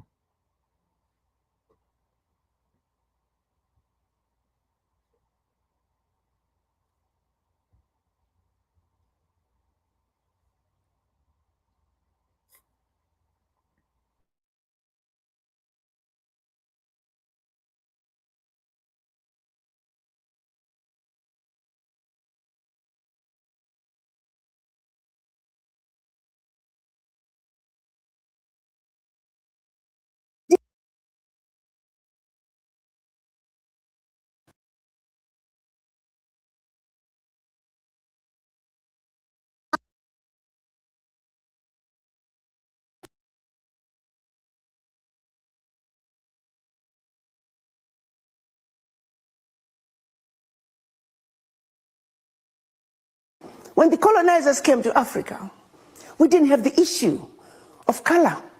Black and white did not exist in our languages. We were Africans. The missionaries were sent in with specific instructions to make the Africans believe that everything African was bad and everything European was better and more desirable. They put in motion a process of making us dislike that which was ours and go all out to embrace what the new invader was bringing to our beloved continent. I have to give it to them. They did a very good job at doing that. They hit us where it hurt the most, the mind. The missionaries taught us about white angels. The missionaries taught us about the devil who was black. The missionaries are white, like the angels. And that when we go to church, we must worship the white angels. And definitely want nothing to do with the black devil who looks like us. Subliminal messaging. Subliminal messaging. That's where we began the self-hate, the mistrust of each other, the lack of appreciation, an idea that is coming from your brother, an idea that is coming from your sister, because we are taught to dislike anything to do with us. That, my brothers and sisters, was level one, number one level of destroying the African. the mind. Then they followed it with colonization, a systematic way of saying, now that we have made the African believe that everything African was bad and everything European was better, let's take it to the next level. So it is that they met in Berlin and decided to chop up our country, our continent rather. So it is they met in Berlin, Germany, at the invitation of the then Chancellor of Germany, Bismarck, specifically to come up with a strategy that once again would see to it that Africa and her children are forever defeated and dominated. They spent 4 months, 4 cold months in Berlin, Germany, from November of 1884 to February of 1885. And by the time they were done, our Africa had been chopped up into the tiny little countries that we see today. Countries that were intentionally divided in such a way that individually they will never survive. That individually they are easy to exploit. The whole purpose was to see to it that they can continue to exploit the rich natural resources that we were endowed with in our beloved continent. A united Africa is an Africa that is difficult to exploit. An Africa that speaks with one voice is an Africa that is difficult to exploit. So it is what they came up with, their strategy of 1884 during the Berlin Conference is what gave us the Africa that we have today. An Africa that has countries like Benin, countries like Togo, countries like Central African Republic, Niger. As a matter of fact, all African countries. Then they turned around and said, okay, here we are. You are independent countries. Of course, during the Berlin Conference and during colonization, every one of those countries was controlled from those capitals in Europe until independence. When our Pan African fathers began to say there's something wrong with this picture, we can no longer continue to be subservient in our own continent. So they began to push back. And this is what led us to get the fake independence, where we were given political liberation, limited political liberation to this day. But what they kept and never let go, which brings me to issue number 3 of the root, was the economic liberation. You see, you got to understand that when we were under colonization, the companies that ran the economies of all African countries were companies that belonged to the colonizer. If a country was colonized by the British, the majority of the companies that controlled the economies of those countries were British. If you're colonized by the Germans, German companies. If you're colonized by the French, French companies, and so forth. That, my brothers and sisters, they never give up. They still continue to control the economies of their former colonies to this day. Let's go back and summarize where we are so far. The issues of the root. They messed with our mind. Berlin Conference. They divided us up, chopped up into tiny little economies that simply cannot survive on their own.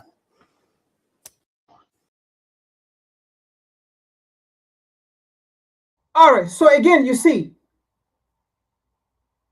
the history of Africa can never be as France or as Europe.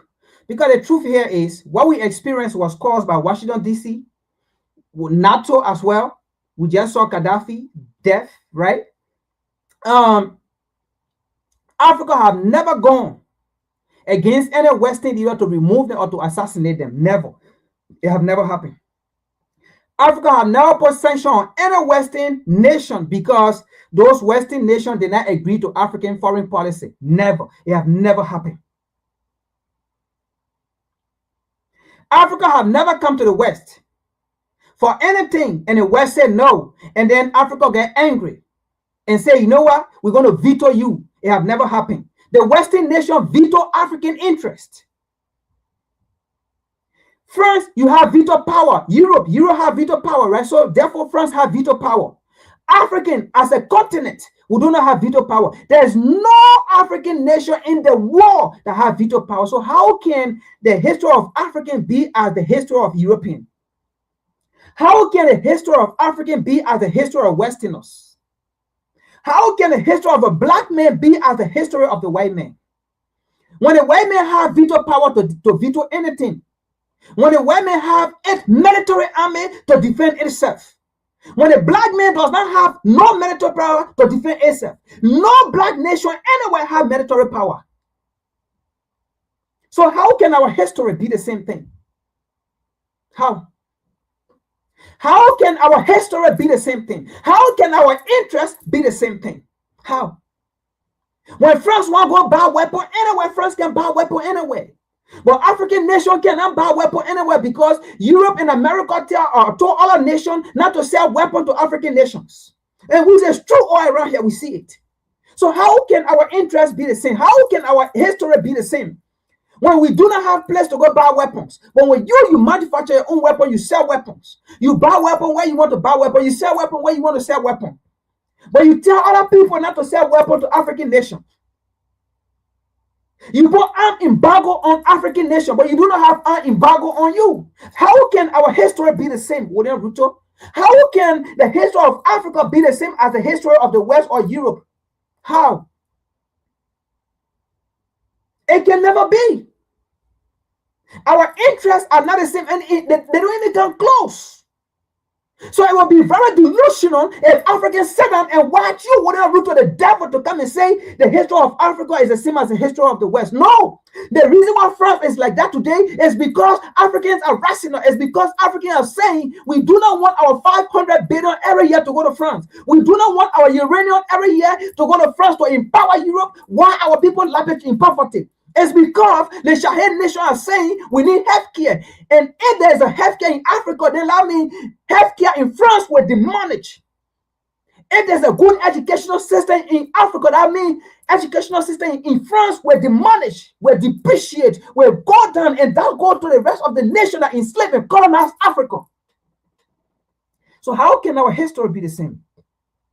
Because if only you leave Africa alone, for Africa to do a thing, whether Europe develop, whether Europe do what, it will never do nothing to Africa. And the truth is, Africa do not, how they call it, depend on you. You depend on Africa. And as we can see it today now. The truth is, Africa do not need Washington, D.C. Let us speak the truth. Because sometimes other people will be thinking, oh, it's a global war. What do you mean? And we can never exist. No, we existed when Europe was not there. We survived when Europe was not there. We had great civilization when they were not dead. They came and they destroyed our civilization. In fact, history tells us there are scientists, Socrates landed there in Africa, Alexander the Great. I mean, you name them. All of them were in Africa. That's where they got their education from. So Africa do not need them. They need Africa. And we see that today. When Africa becomes to 10 cheeks on the other side, you see what happened to their nation. You see what happened to their continent. Today, the same people, Europe and America, Washington, D.C., will tell African nation to not ally with China. But yesterday, what did we see last week? We saw Donald Trump in China. Why did he go there? Because their economy is scratching. The American economy is scratching. It cannot survive without the Chinese technology. It cannot survive without the Chinese labor because most of the equipment they are coming from China. What did Donald Trump go there for? But they will tell Africans, China is bad. Do not make deal with China. Do not collaborate with China. China is there. China coming to do this. China coming to do this. But yesterday, we saw Donald Trump in China.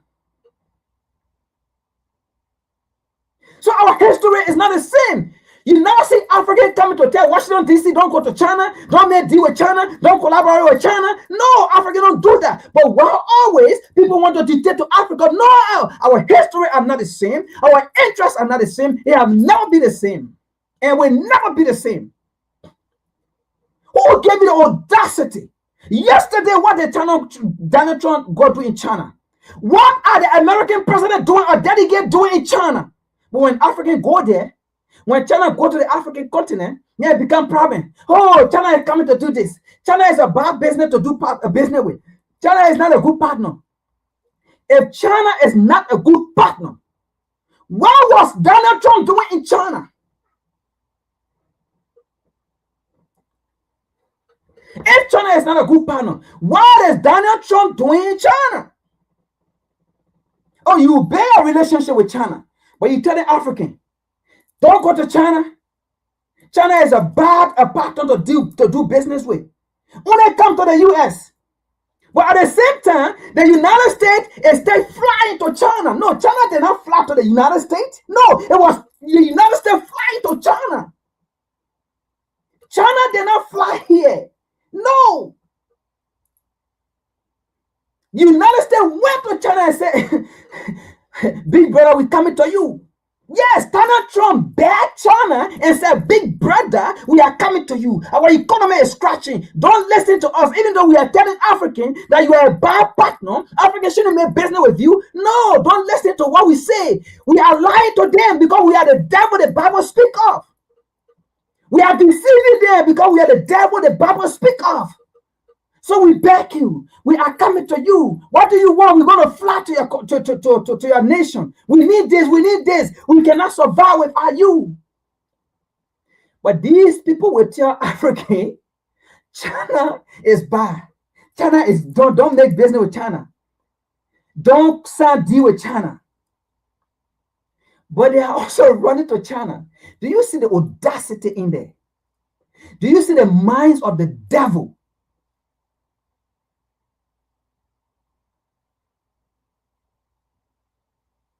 So the history are not the same. Because if not for what Europe, Washington DC, or the West have caused on the African continent, we wouldn't be here talking days. Because we were living perfectly before the devil came in. We survived perfectly before the devil came in. And they destroyed all of our kingdom. Destroy our way of life, destroy our civilization, and they gave us nothing. And then they said slavery was a civilization they gave to us, we should appreciate it. Colonization was civilization they gave us, we should appreciate it. Cutting our hands, our legs off was civilization they said we should appreciate it. Giving our babies to alligator bait, they say as civilization, we should appreciate it. Raping our mothers, our fathers, our sisters, they say it was civilization, we should appreciate it. Put them on a plantation and then having sex with them, sex slave, giving baby, getting them pregnant, and then sending a baby to plantation owner, like animal, like cattle. They say that was civilization, we should appreciate it. No, France. The history of black people is not the same as France, because the last time we remember when Haiti was fighting for independence, you told Haiti because Haiti want freedom, Haiti had to give reparation to the slave owner. And today's dollar, Haiti paid $23 billion to France. But today, when black people are saying, then the slave should get reparation. France said, no, you veto it. Yes, European veto it. Whether you esteem yourself, but you did not accept it. You said, no, it is not a crime against humanity. So we don't have the same interest. We don't have the same history. And we have the same interest, just how Haiti paid $23 billion to slave owner because the slave wanted to be free. Today, France will stand firm and return the $23 billion back to Haiti and say, no, we have the same interest. Our history is the same. I'm a Pan Africanist. Emmanuel Macron will turn out $23 billion back to Haiti. But our history are not the same. Our interests are not the same. Emmanuel Macron, you are the devil the Bible speaks of. So how can you tell us you are a Pan Africanist? You believe in Pan African. How can you tell us our history are the same? How can you tell us our interests are the same? Look at Haiti today. No hospital. Look at Haiti today, what they are going through. as a result of paying $23 billion to France because they wanted Haiti to be free, because they wanted the devil, the white man, to leave them alone. Look at Haiti today. Emmanuel Macron, have you been to Haiti? Gave them the $23 billion. Give Haiti the $23 billion back that they paid to you. Then we will understand. How can we have the same interest or the same history when you are systematically killing our democratic leader? You killed Gaddafi. Yes, by nature, Gaddafi was a democratic leader because he provided for his people that those so-called democratic nations are not even doing. The Libyan people enjoy their resources. Are the Nigerian people enjoying their resources? A democratic nation? The Libyan people enjoy their resources. They have free housing. They have, free healthcare. In Nigeria, do they have free healthcare? The largest producer of oil in Africa today, as we speak right now, do they have free healthcare? Do they have free educational system? That the way it was in Libya? Even if Libya want to go out of the country to land, the Libyan president Muammar Gaddafi will sponsor it. Do we have that in Nigeria? Do we have that in Liberia? Do we have that in Ghana? Do we have that in Sierra Leone? Do we have that in Benin? Do we have that in Africa? Do we have that in Senegal? Do we have that in Guinea-Bissau? Do we have that in Equatorial Guinea, one of the leading producers of oil? We have the share company there, looting our resources. Do we have that in those places? But Emmanuel Macron, Europe went and killed Gaddafi, along with the United States, Washington, D.C., through Obama and Hillary Clinton. Then how can the interests of Africa be the same? When you hate African democratic leaders, when you hate African leaders who want betterment for Africa, when you hate African leaders who say, you know what, we can do this, you hate them, you castrate them, you kill them, you take them out of power, you create proxy war in those places. How can our interests be the same? You are the devil. You guys are the devil.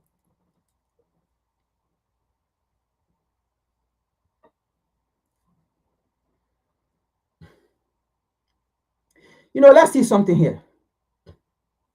Let's see something here. Let's see something here. We said we're bringing history out, right? Let's see something here. We're bringing history out.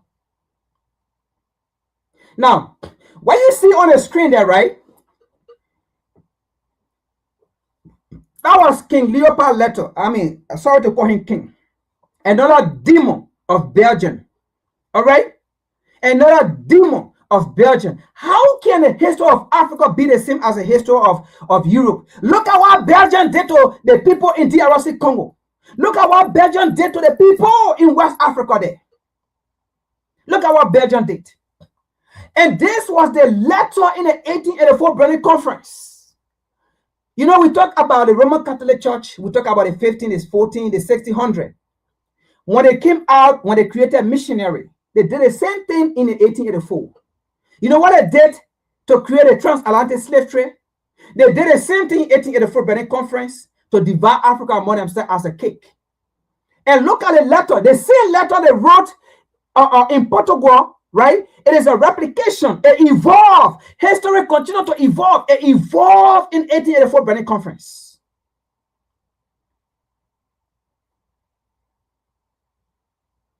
Look at this here. All right? Look at this here. This was a letter in the 1884 Berlin Conference from Leopold, okay, of Belgium. Letter from King Leopold II of Belgium to colonial missionary in Africa in 1883. So you see again, like I said, when you hear missionary as an African in this time period, when you hear missionary, it's not a good term. Missionary are people who are on a mission, like I told you earlier. When you hear missionary, it doesn't mean they are coming for something good. No, they have a mission. They are on a mission. And in that mission, they are strategic. There are plans on what to do, right? So that you can know their aim. They have motive. When somebody is on a mission, they have motive. When somebody is on a mission, that means they are on a journey. If you are on a journey for a mission, you become a missionary. For example, if someone is a revolutionary, right? Or let's say someone is fighting for a revolution. Okay? He's called a revolutionary. For example, like Mali, Niger, and Burkina Faso today, right? Those leaders are called revolutionary because they are fighting a revolution. Whenever you are fighting a revolution, you are called a revolutionary. Whenever you are on a mission, you are called a missionary because you are on a mission. You are embarking on a mission. You are called a missionary. So that doesn't mean when you are called a missionary, then that means you have a good term. So when we see these people come on the African continent, they are missionary, then we start thinking they're coming to save or they are Messiah. But in simple terms, missionary are people who are on a mission. And if you're on a mission, you embark on that mission, you become a missionary. If you're on a mission, you embark on that journey, you become a missionary. So it is the title, the missionary, the nearer that behind it, okay? The suffix that come along with it, it is a title. It is a title of the person who is on our mission. So listen to what Leopold said here. Listen to what he said here. Okay? Listen to what he said here. He said, Reverend. Okay? Reverend. So he's speaking to the missionary. Reverend, Father, and dear compatriot. Now, he was talking to the European, to the white man. He was not speaking to the black man. He was speaking to non-black of what they are going to do to the black, of what they are going to do to the non-white, of what they are going to do to the African continent. The same way the Roman Catholic Church in Portugal in the 1600, they sat down, the 1400, they sat down and wrote letter about the transatlantic slave trade.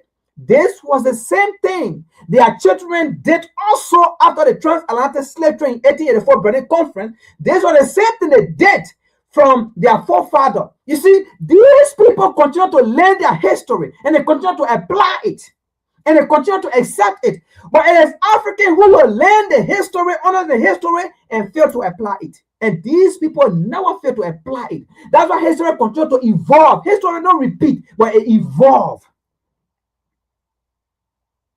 So this is Leopold talking to the white people.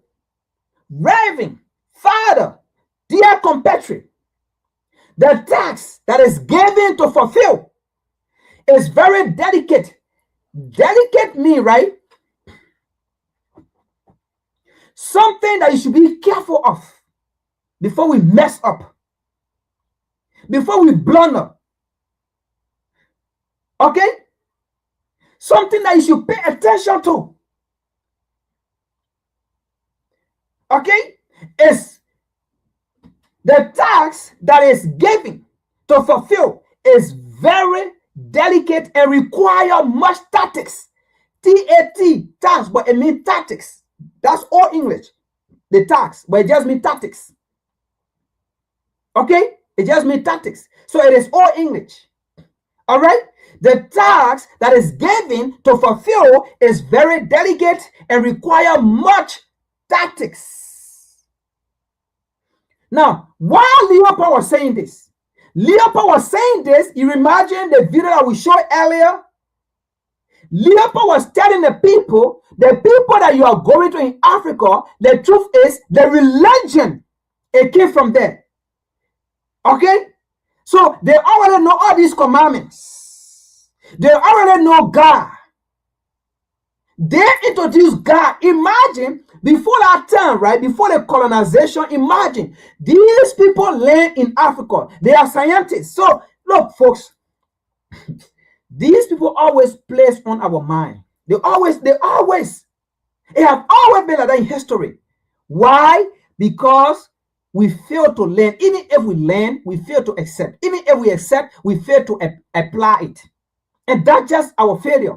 But these people, right, they learn, they accept, and they apply it. And we learn, we don't accept. If we accept, we fail to apply it. So you see it. So they knew that religion, like we practice, how to call it, we have our way of practice. They knew that we believe in God. They knew that we believe in commandment. They knew that we believe in laws. They knew that we believe in constitution. We have all of these things. So he was telling them, do not go there and preach to them. Go and preach what we are about to tell you. And listen to what Leopold said here. Reverend Father and dear compatriot, the task that is given is very delicate and require much tactics. You will go, certainly. You see it? Certainly you will go. Obviously you will go. Truthfully you will go. Knowingly you will go. Faithfully you will go to evangelize. Now again, you see the word evangelize. Whenever you see these white people coming to the African continent or to black nation, they say they are coming to evangelize, drive them away. Drive them away. If these people love Africa, we're talking about since the 1400. When they went there, then by now Africa should be, I don't know where, different looking where, like paradise. If these people, they are missionary, right? Then by now Africa should be in paradise. But ask yourself, what kind of missionary they came there? What did they evangelize to us? They destroy our way of life, our civilization. They say they came to evangelize. But listen to this. So, not every message that they bring, in fact, all their messages have never been good. You will go certainly to evangelize, but listen to this. That's conjunction. You will go to evangelize, right? You will go to tell them about X, Y, Z, but this is what we want to tell you. Listen to this. But your evangelization must. If somebody tell you, say you must go, that means it's forced. That means there's no excuse. Don't ask, no question. You have to lead. You have to follow. You listen to this. But your evangelization must require above all Belgian interest. Did you see that? So these people, they are on a mission. When you're on a mission, you are missionary. You have a hidden motive. Okay? You are not on a mission because of the people that are there. You are on a mission because of you, your interests, where you come from, and the people you come from. Okay? So you heard that. But your evangelization must inspire above everything, Belgian interest. Okay? And that is to go to the other nation. France, your evangelization in Africa should go above everything but France. And that is why France was in Africa. There was something called a French assimilation. The French assimilation means nothing else but France. Nothing else but French. Nothing else but the culture of France. Nothing else but the way of France. All other things should be away with. No languages, local languages, nothing. So how can Emmanuel Macron say the interest of Africa, the history of Africa is the same as France, is the same as Europe? It can never be. Because you destroy us, you are the devil. Let's read. I'm not going to read the whole thing, but let's read because we have time to go. We still got things to present. Now, Leopold said, your principal objective. You see here? You see the missionary? Your principal objective in our mission. You see that? Like I told you, when somebody is on a mission and they are coming, they are missionary. Because they are on a journey. They have a mission. So it is just the title that have been added to the suffix. Missionary. Your principal objective in our mission in the Congo. Your principal objective in our mission in Mali, Niger, Burkina Faso, Senegal, Benin, Mauritania, you name it. Your principal objective for Great Britain, in Nigeria, in Sierra Leone, in Kenya, Portugal, your principal objective for our mission in Cape Verde, and the list can go on. Germany, your principal objective in Cameroon. The list can go on. But again, in 1916, French and England got together. They drove away. They fought the British. I mean, sorry, not the British, but the German. The French and the English in 1916 jumped together and they fought the German. Leopold. Sorry, not Leopold, Hitler. They jumped together and fought Hitler. And removed Hitler. And removed the German.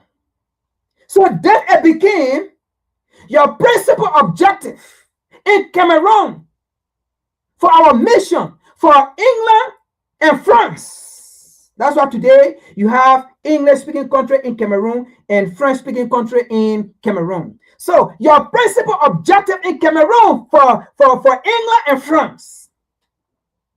Your principal objective in our mission in Liberia for the United States, Washington, D.C.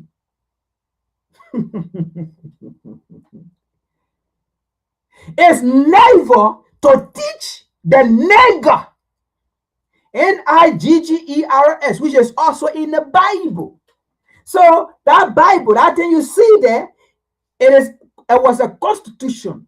It was a law. In fact, when you read the Bible, it will tell you it was not a Bible. It was a law. It was a law that was given to the people. It was never called Bible. It was never called Bible. It is a law. It is a constitution. It is a custom that was given to the people to live by that custom, to live by that law, to live by that law or that constitution. But they disobeyed. Okay? So you see, so your principal objective in Liberia, your principal objective in Congo, your principal objective in Cameroon, your principal objective in Nigeria, in Ghana, Benin, Sudan, is not to teach the black man. Nigger just mean black. Okay, in the Bible, again, those of you that think the Bible was brought by the white man, right? It is a white man religion. No, nigger. White man never called nigger. And when you define nigger, it means black. Now, your principal objective in these places is not to teach the black man, the nigger, to know God. You see this?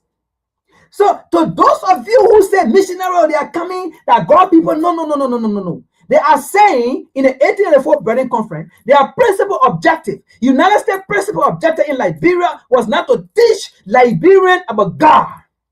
Their principal objective in Ghana was not to teach the Ghanaian about God. Their principal objective in Sierra Leone was not to teach the Sierra Leonean about God. Their principal objective in DRC Congo, their principal objective in all of Africa was not to teach the black man, the African, about God. And imagine, this time Africa was not divided. Okay? The 1884 Berlin Conference was a time that when they sat down, right, to demarcate, to cut the boundary. Okay? To cut the boundary. In 1884. That's the time when they divided Africa, cut. But before then, it was just open. So how can Emmanuel Macron say the history of Africa is the same as the history of Europe? Never. So they knew God actually came from us. They knew this worship, the thing called God, it came from us. So you heard it. It's not to teach them about God. This, they already know. You heard it. You see it? He said this. They already know. They already know God. They speak and submit. You see it? They speak and submit to Mungu. So at that time, right? We never called God Jesus, because Jesus is a new term. Jesus never existed. Jesus was not in textbooks. J was not there. Jesus was a name they created to fit to their narrative. Jesus is there on a white guy. Jesus is there on a pagan God. That's why they don't believe in what you believe in. They don't believe in the Bible. They don't believe in the law, because it was not a law that was given to them. It was given to you and not to them. So they don't believe in it. So you heard it. Do not teach them about God, because they already know God. They speak and submit to God, and their God have name. You see it? They speak and submit to a Mungu. One Himbi, one Hizakambi, and what else? I don't know. So this is Leopold speaking to the missionary. And what else? I don't know. They know that to kill, you see, they know that to kill, to sleep with someone else's wife, to lie and to insult is bad. You heard that? It was not a white man that brought this thing to us. The white man himself is saying it. Don't go and teach these things. They already know it. He said, have courage. He's telling the missionary. So it's like the missionary was not asking questions. Then how are we going to do it? The people know all of these things. But listen to what Leopold told them. Listen to what they said in our Berlin conference. Don't be afraid.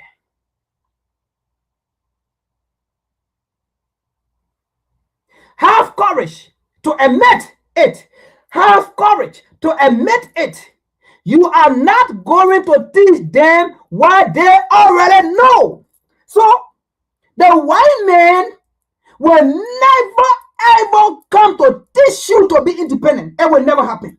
The white man will never ever come to teach you about your resources. It will never happen. They will never come to teach you about how important you are. It will never happen. They will never come to teach you about what you need to do to grow, what you need to do to empower your African continent. It will never ever happen. Never. You saw it? Leopold is telling the people. First of all, he said, this is a hard tax, but you have to be brutal. You have to go there. You don't care about them. Don't see them as human beings. Don't see them as any of you. Yes, they have legs, they have nose, just like, or they have every feature that are us. But the difference is, they are God-chosen people. So don't go there and feel for them. Be brutal. Because we have a mission. You are a missionary. Go and evangelize what we are telling you to do in our interest. In Belgium interest. In Washington, D.C. interest. In France interest. In Europe interest. Have courage to admit it. You are not going to teach them what they already know. Your essential, your role, what is important. Listen to the opponent. Your essential role is to facilitate. Is to facilitate the task of administrator. To facilitate the task of administrator. What you are being taught here, that's why you should go and facilitate. Don't go and teach your own thing. Go and administer what we are telling you to do. If you administer what we are telling you to do, then you are an administrator for Belgium, for Washington, D.C., for France, for Germany, for Portugal. Okay? You are an administrator. We are hiring you, and we will pay you. So you are an administrator. Have the courage to admit you are not going to teach them what they already know. Your essential role is to facilitate the task of administrator and industrial, which means you will go to interpret it. You see, you will go to interpret the gospel. That means you will go and change the gospel. So white men did not bring gospel to the African people. We knew it already. So you will go and interpret the gospel. You will give them a false gospel. What is the false gospel? What you believe in is wrong. What you believe in is not the right thing. What you believe in is paganism. We are your master. When we slap you, we turn the other cheeks and we slap it. Love your master as he love your master as he love your God. But the real book say, do not worship no other God before me, because I am a jealous God.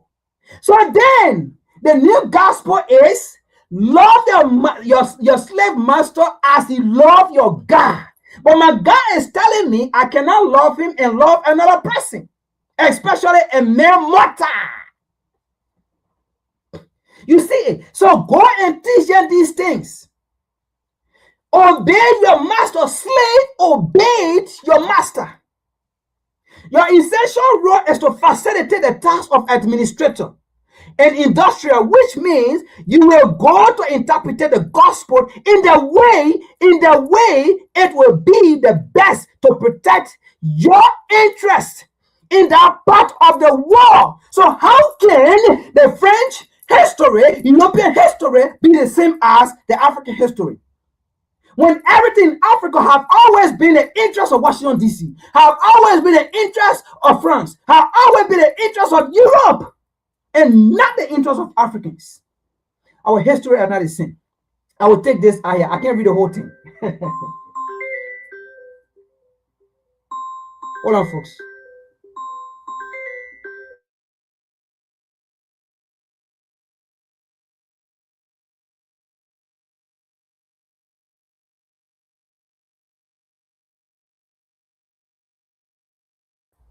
All right, folks. Yeah, my mom was calling me. So you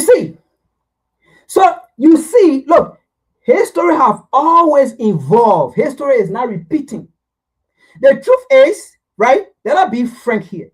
These white people, right? They have always learned what their forefathers left back, right? And they have always accepted what they learned from their forefather. And they have always learned how to apply or implement what their forefather left. And that is why we think that, history like repeating. No, it's not repeating. It's just evolving. It's not repeating. History, it's been going on. It's just evolving in different form.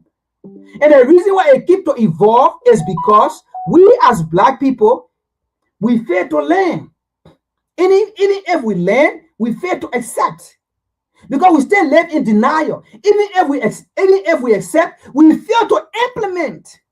Because we still live in denial. Because we still believe that there is white people sitting out somewhere that we will die and go there.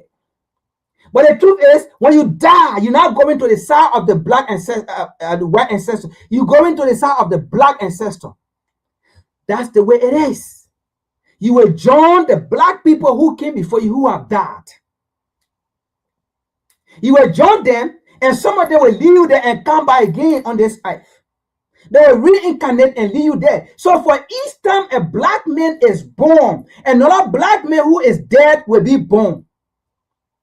For each time a Black man is dead and gone, another Black man who have died long time will return back.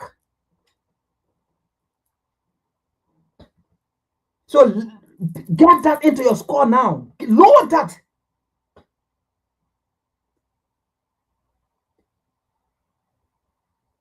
When you die, you go and you wait for another years to pass, and then you come back. If you die, especially when you are wicked, you were born, you will come back, right? And be poor. You will be born into a poor family. So most of those people who are poor today, some of those poor Black people who are suffering, right? Time passed, they were rich. Time passed, you see people are William Ruto, people are telling those people, they will come back, they will reincarnate. When they come back, they were living abject poverty, they will suffer. You have to pay. You think, look, the white man came and changed everything around and say, when you die, and you go for judgment. Look, the African spirituality, right? It's the same thing. They just change it around. You die, you go for judgment. You know that judgment? You're going to come back.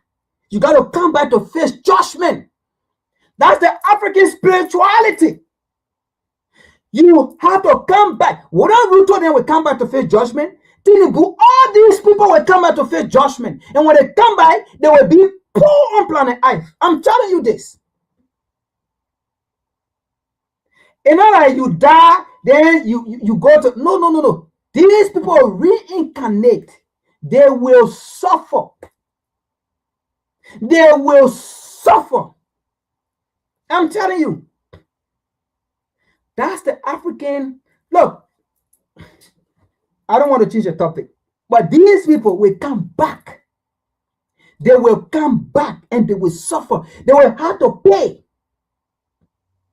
They will have to pay. People that wouldn't Ruto, they have to come back. And they will protest. You see, people, wouldn't Ruto, they will come back. They will talk, hey, government not doing this, government. They will beg and beg. They have to come back. Their parents then are enjoying today, their brothers and sisters, their church, they have to come back. They will be born back on our same lineage.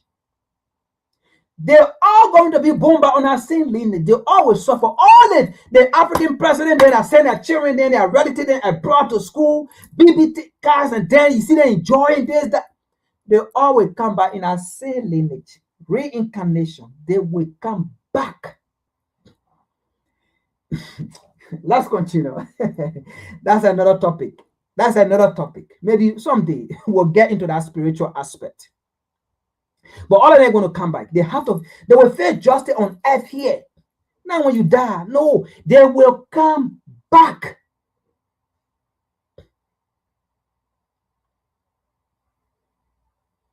And if you are a good leader, and for some reason they cut your life short, you will also come back to finish what you started. If you're a bad leader and you're not giving the opportunity to your people, you are bad and selfish. What we see today, most of our African leaders, these people will come back and they will suffer. The good leader, I'm telling you, they will come back to finish what is started. It's reincarnation. Those are the things that we believe in. That's why the white men, for example, when they killed Patrick Lumumba, why you think they killed Patrick Lumumba? You think it was there for coincidence? They put ashes on him, they burn him. They say so he can reincarnate. Look, these people know about us that we know about them. They know we come back. They know about us, then we know about them. That is why they burn his body. So they say, so he can reincarnate. So our history are not the same, folks, with the white man that Macron and Emmanuel Macron said. It's not the same and will never be the same.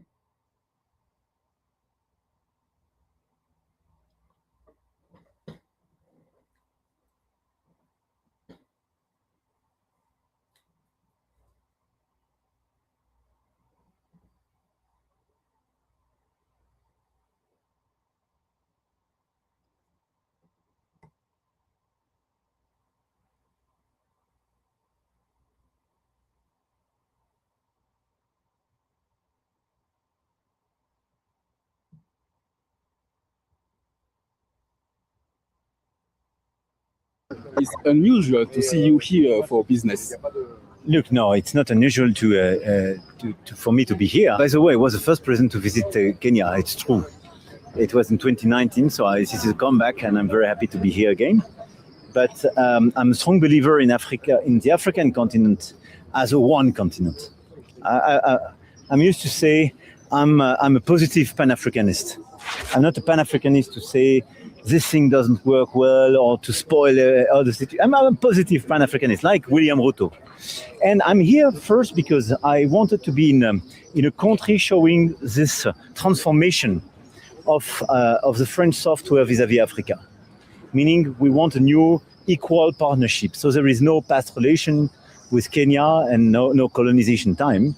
So it's probably more easy to do so. Second is I have a strong connection with President Ruto, we clearly believe in the same path forward for Africa and the relation between the African continent and the European continent, meaning we believe that we have a common future: sovereignty, more independence, our young people. And we do believe together that the solution is through investment on education, on agriculture, on health, on economic opportunities, much more than having a sort of a unilateral dialogue where the North. All right, folks, I had to take it out, right? Because to me, he's saying all BS. To me, everything he's saying is all BS. I believe in Africa as a one continent, but Africa is a continent, or is Africa. There's no two continents in Africa. Oh God, there's no two continents in Africa. There's no one continent called Africa.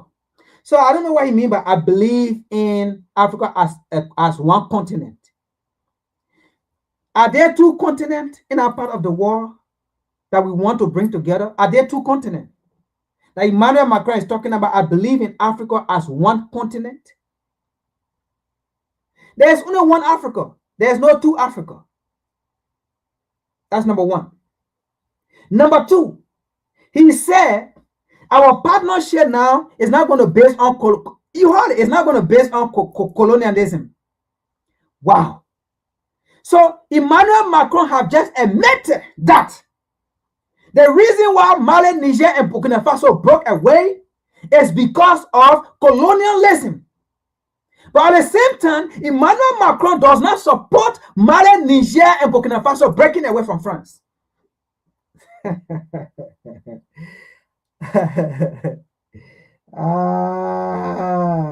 me repeat. Emmanuel Macron made a statement that this time around, my coming to Kenya, Kenyan people, you're listening. There's a reason why Kenya, you guys need to listen and listen well. Do not allow Emmanuel Macron on the nation, in the nation of Kenya. Listen to this. Emmanuel Macron said, this time around, my being in Kenya, we understand Africa being colonized and Africa being run by colonization and Africa being colonialism, right? And being run on colonial agenda. Fine.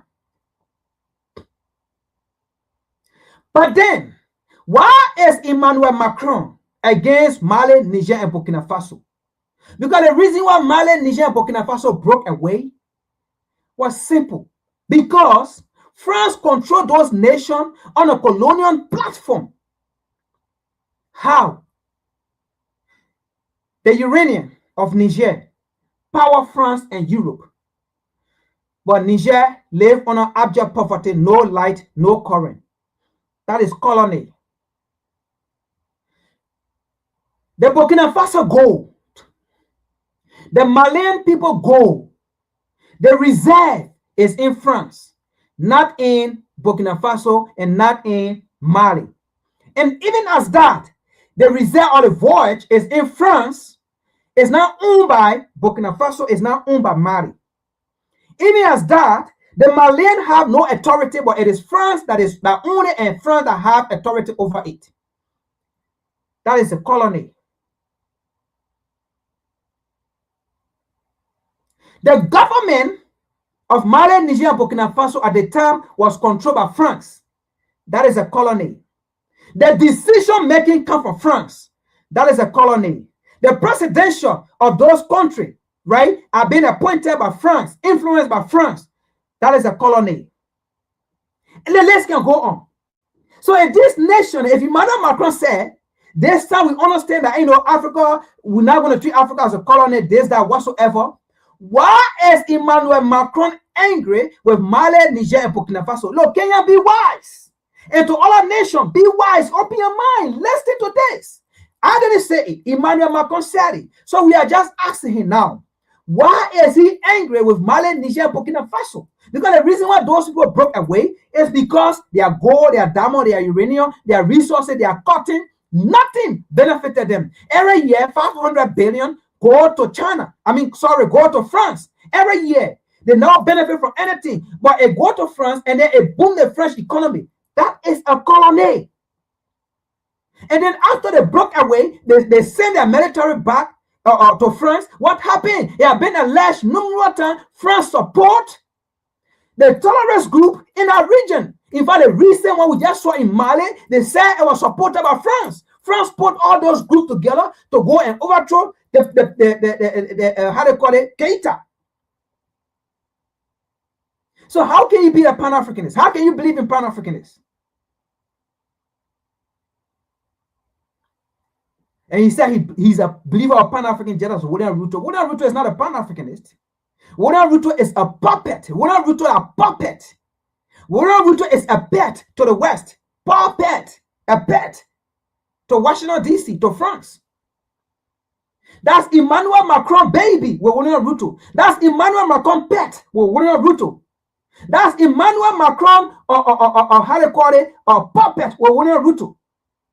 That is Emmanuel Macron neo-colonialist with William Ruto. So African interest is not the same as the West. Never will be and ever will be. Because our fights are not the same. Africans are not fighting any nation. Africans are not putting sanctions on any nation. Our fight is we just want to control what belongs to us. And your fight is you don't want for Africans to control what belongs to them. Your fight is you don't want for Africa to control what belongs to them. So we are not the same. We will now be the same.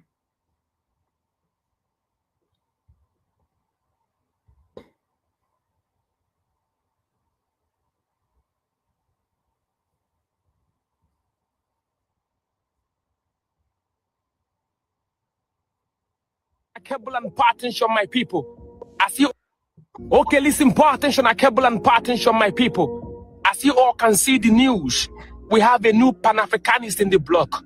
Not just a Pan-Africanist, but a true Pan-Africanist. Who is that? Emmanuel Macron of France. He made a statement saying that they are the true Pan-Africanist. Reason being that they are the ones that believe that Africa is a continent. They are the ones that believe that Africa is the youngest continent. They are the ones that believe that Africa have enormous amount to build. They believe that we have an extraordinary demographic dividend. They believe that we are the one with the greatest growth in the world. That makes Emmanuel Macron to be the only true Pan-Africanist. Akebulan. That statement did not only make me cry. That statement made me weep for the entire continent, because that was an insult, not just to us, but to our ancestors, Kwame Nkrumah, Thomas Sankara, and the rest of them who saw Shege Pro-Max in the hands of these Franc-Afrique colonial powers. Akebulan. As if that was not enough, our people applauded when that statement was made. You see, it is usually those who are being played that usually make the clap. You need to understand something. Our people have forgotten very, very fast. Tomorrow it is our people that will say, oh, history has repeated itself. History does not repeat itself. It is people who repeat history, and our leaders are about to repeat history. Remember yesterday I told you I am not against partnership. World leaders build partnership. The issue is, how are you building this partnership? Are you negotiating from a place of weakness, or are you negotiating from a place of strength? But you see what Emmanuel Macron said, that they are the true Pan-Africanists, and our people applauded. That is how power works. That is how power moves. Because for you to get the honey, you must first move like the bee. For you to be allowed to get into the house, you must first behave like a family member. That is how power works. Power makes you believe that he is part of you before it takes power. You need to understand that propaganda these days does not move like propaganda. Propaganda does not need force. All you need propaganda to do is sweet speeches in a summit. Propaganda comes subtle. Before you know it, is all over you. But you need to understand that Africa, this time around, what we need is not sweet speeches by foreign leaders. We don't just want partnership, we want fair partnership. Africa, do not want that manipulation anymore that would get us to gumbo diplomacy. No, we want fair partnership. That is what we want. But listen, so that you will not be enticed with these sweet speeches. You need to understand that colonialism is no longer with chains. No, colonialism has evolved. It comes as conferences. It comes with camera. It comes with speeches. It comes at summit. It comes in form of partnership, in form of friendship. Before you know it is over. Pan-Africanism is not performance. It is not sweet speeches. It is not telling us that we are friends. Pan-Africanism is Africans building African economy. Africans building companies, Africans believing Africans, Africans building African currency, building African technology, Africans believing one another. That is Pan-Africanism, not performance, not sweet speeches. Do you understand? The days are gone when we are deceived with this paparazzi. African leaders must understand this. We are not attacking you. No, we are supporting you, but you need to work with wisdom. Because when a foreign leader gets to a point where they come to define African liberation for Africans, is a slap on our face. If we have that from Putin, we can manage it, but not from an empire that demonstrated Frank-Afrique to our ancestors, coming to tell us that they are the true Pan-Africanists because they want to sign deals with us. No, some things cannot be allowed. The worst and the highest form of colonialism is when people do no longer know the kind of people that define their narrative. If there's anything that we hold so dear to, it is that term, Pan-Africanist. Anyone cannot just claim to be a pioneer of it. It's an insult to our ancestors. We can't take it. We can't. You must understand that people want you to connect to them emotionally. Because when you connect to people emotionally, what it does to you is that you do no longer question their intention. Before you know, they are getting everything that is yours. To get the honey, you must first move like the bee. So how do they move like the bee? By telling you that they are the true Pan-Africanist, that they want exact thing that you want. They even went to the extent to tell us that Africa and Europe want the same thing. How do we want the same thing? How are we facing the same situation? We are not having the same thing. Yes, I am not a sadist, but I can tell you the truth. Africa and Europe are not the same. We are not facing the same situation. We must tell ourselves this truth. Don't tell us that you are the true Pan-Africanist. We know Pan-Africans when we see it. If our leaders decide to sign deals with you, no problem. But I must tell you for a fact, don't repeat history and blame history for repeating itself. And honor our ancestors. Don't let people claim what they are not in our continent. Akebulan, I love you and I care about you. Mind you can.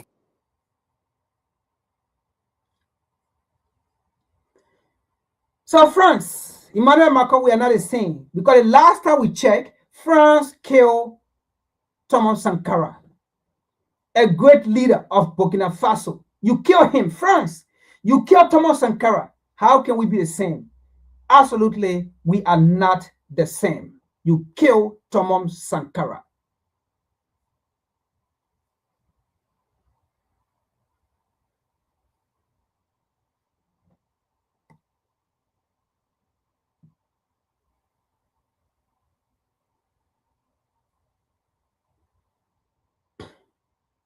Macron, the president of France, looked at us in our faces and said that Africa and Europe want the same thing.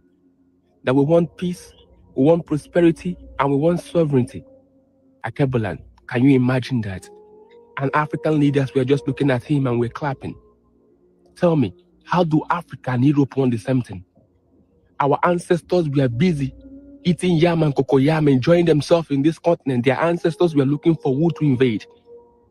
You cannot come and say that Africa and Europe want the same thing. After centuries of your people exploiting our continent, you come out and speak as if history never happened. Should we tell you that from 1800, European powers invaded Africa, partitioned Africa, exploited African resources to build the European economy, and you come and tell us that we want the same thing? Should we tell you? Should we tell you that in the 1800, your country, France, colonized a large part of Africa, West Africa and Central Africa. Britain took the rest. Should we tell you what your brothers, Belgium, how they turned Congo into a camp under King Leopold II? Millions died, their hands were cut off for not meeting quotas. How do we want the same thing? How? Or should we talk about the Berlin Conference 1884-1885, how your people gathered and partitioned and shared Africa like a piece of cake without a single African leader being present? How do we want the same thing? Emmanuel Macron, we have never wanted the same thing. No, your people have always wanted to invade, to take all that we have. You can't speak as if history never happened. Should we talk about the so-called independence? Should we talk about what happened in Niger or Togo or Burkina Faso or Mali or Senegal?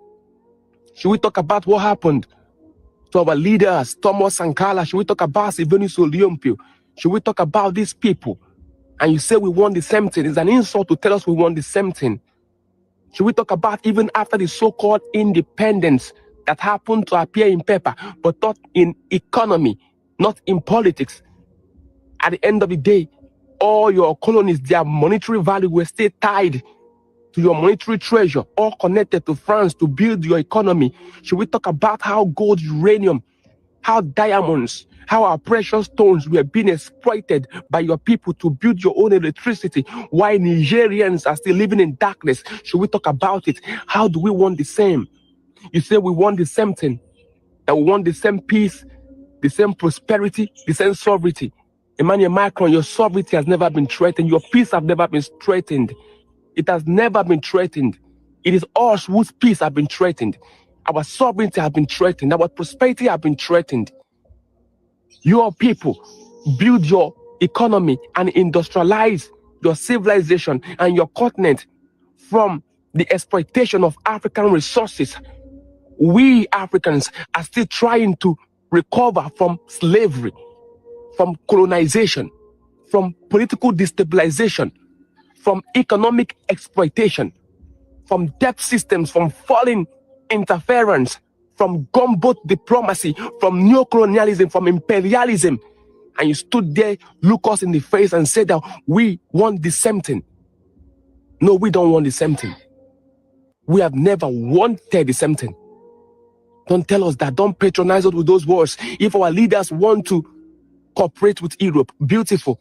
We can cooperate with Europe. We can pursue peace together. But first, truth must come before all these slogans. Africa and Europe want the same thing in terms of peace, prosperity, and sovereignty. That is what you tell a child before you deceive him. We have passed the age of touching our bomb and smelling it. We have passed the age of seeing an aeroplane and be waving aeroplane, throw money for us. No. No, Emmanuel Macron. Africa and Europe don't want the same thing. We don't want the same thing. You cannot exploit a continent for centuries and come and tell us that we want the same thing as if history never happened. No, we remember. That would be an insult to our ancestors. Akebulan, wisdom is the principal thing. As you go to work today, whatever endeavor that you do today that is good, it will prosper. It will prosper. God bless you. Akebulan, wisdom is the principal thing. And if you want to support my book foundation, okay, the link is in my bio. You can also message me, okay? We are still getting books, going to schools, giving African children African books by African authors and other authors who also made sense, free of charge. You can also request, I will give you. And if you have sent me a message on WhatsApp before and I've not responded, please send a reminder, because a lot of people are sending message and few people are doing many things. I love you, don't doubt it. Akebulan, wisdom is the principal thing. Aha!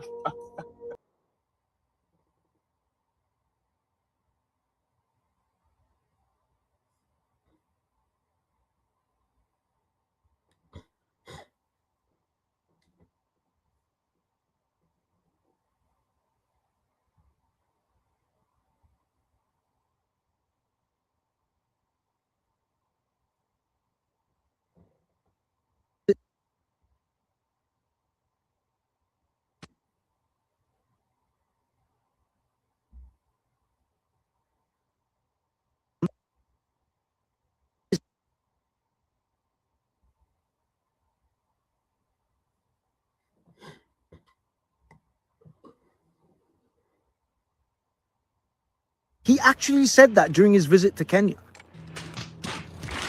This is the same guy who said Africa has a civilizational problem on his first Africa visit.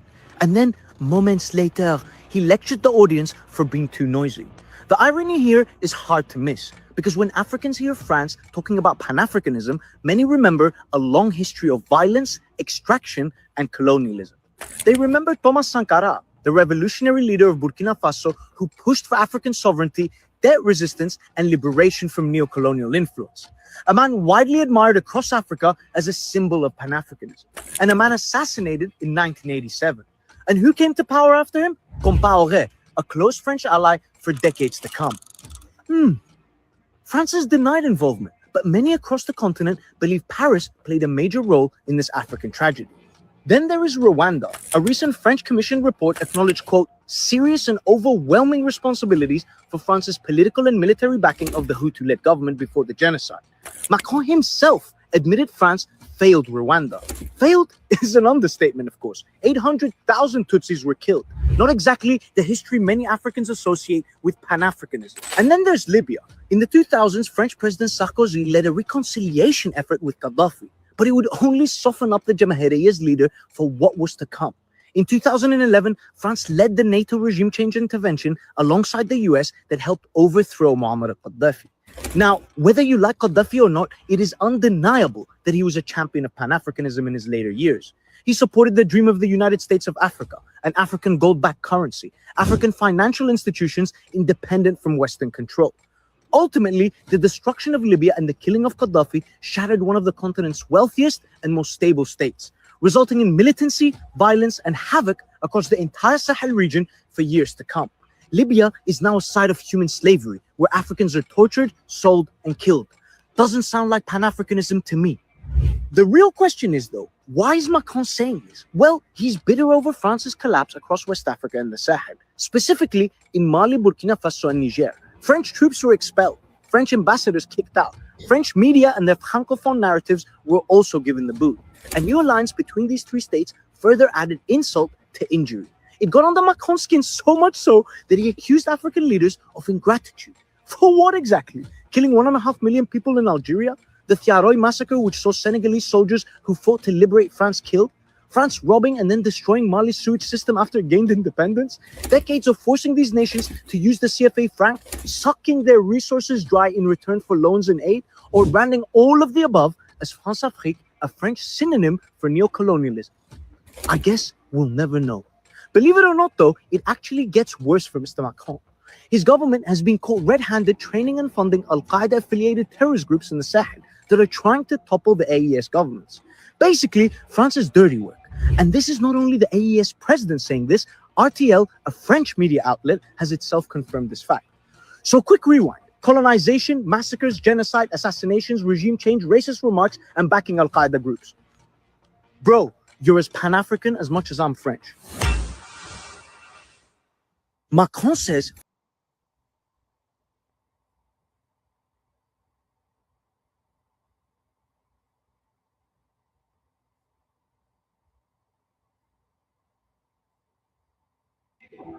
and they disrupted us. They told us that our God was not God. They came with a God, and today, when you go into many households of those who claim to be Christians or those who are Christians, you find the image of an actor called Geoffrey Hunter being received as the image of Jesus Christ. They came and told us that our names were not good names. And they gave us names. They came and told us that our natural features had to acquire different names. So they came and found Lake Muitanzige and say, no, it is Lake Albert. They came and found our lake with our name. They say, this is Edward. They said another one is George. The falls which we had lived with, they said, this is Murchison. And even our national park, they called it Elizabeth. And when they went down, they found Lake Narubare and said, this is Victoria. And when they went down, they said that the falls, Mosio Tunya, was Victoria Falls. They came and told us that our culture meant nothing. And we believed them. And unfortunately, we still believe them.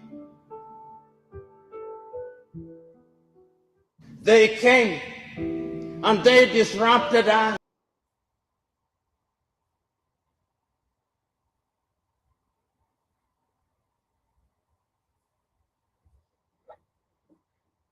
Centuries, thousands of Africans passed through Badagry, one of the major slave ports in West Africa, captured from villages and kingdoms across the region, the match to Mardika, the Mardika coast. Freedom disappeared with every step toward the ocean. For many, this was the last moment they would ever see their homeland. The path became known as the point of no return. Beyond the sea waited a future of suffering, forced labor, and uncertainty in foreign lands.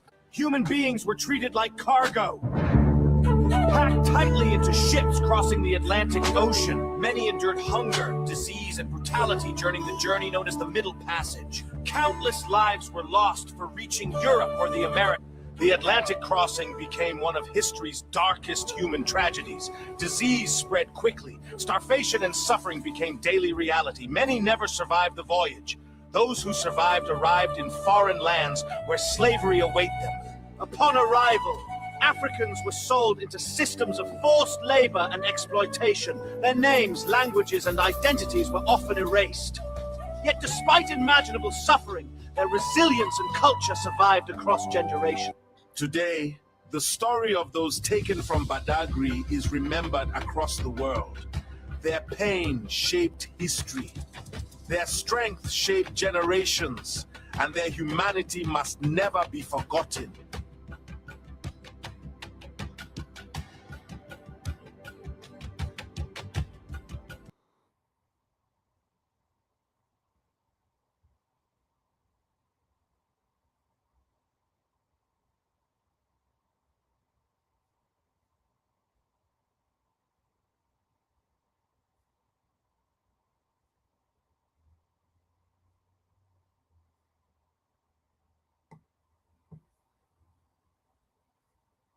Democracy. We've never had a democracy. No nation's ever had it. Democracy is a con game. It's a word invented to placate people, to make them accept a given institution. All institutions sing, "We are free." The minute you hear freedom and democracy, watch out. Because in a truly free nation, no one has to tell you you're free. Well, this system right now is moving toward fascism, cutting back on the freedoms, what little freedoms we had. We never had complete freedom because the word freedom has no meaning. So don't use the word freedom. Say there's a certain range of behavior we permit in this society, and this is what it is. Don't use the word freedom. Just saying beware of the industrial military complex is not enough, because people don't know what that means exactly. We don't go to another country to bring democracy. We go there for their resources, oil, metals, cheap labor. We don't go to bring democracy. We took this land from the Indians. We stole it. After we took the land, we took New Mexico from Mexico. Then we took California from Spain. After we stole all the land we need, we put up the sign, "Thou shalt not steal." All nations are corrupt, all of them. Our problems are not political. They were good 100 years ago, but today they're technical. 90% of man-made laws are irrelevant. It isn't laws that we need. People need access to the necessities of life. When that's arranged, they don't steal. In other words, they're brought up to, what's the greatest country in the world? The USA. What's the most inventive country in the world? The USA. But they don't tell us where the printing press came from. That all the foreigners that came to this country brought with them language, religion, ideas, technology. So we owe so much to so many nations.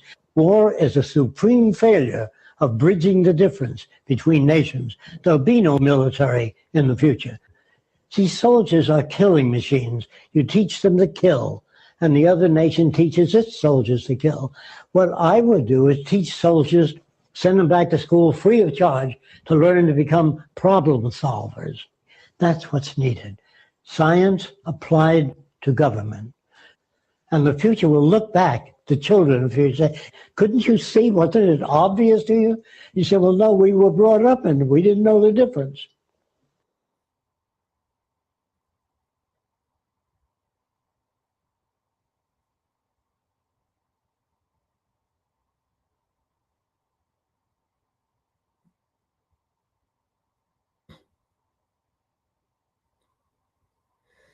All right, for this, the last video I'm going to play, and then we're going to go away. But the reason why I want to play this last video, right, it's going to talk about, I think, the NAACP or something like that, if I'm not mistaken. I think I missed the name. And you see, he's going to explain it. I'm not going to talk too much.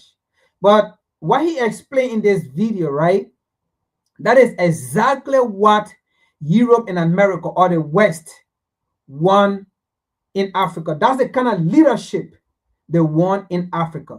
A leadership that won't be a threat to their existence, to their interest. That's the kind of leadership they want in Africa. So listen.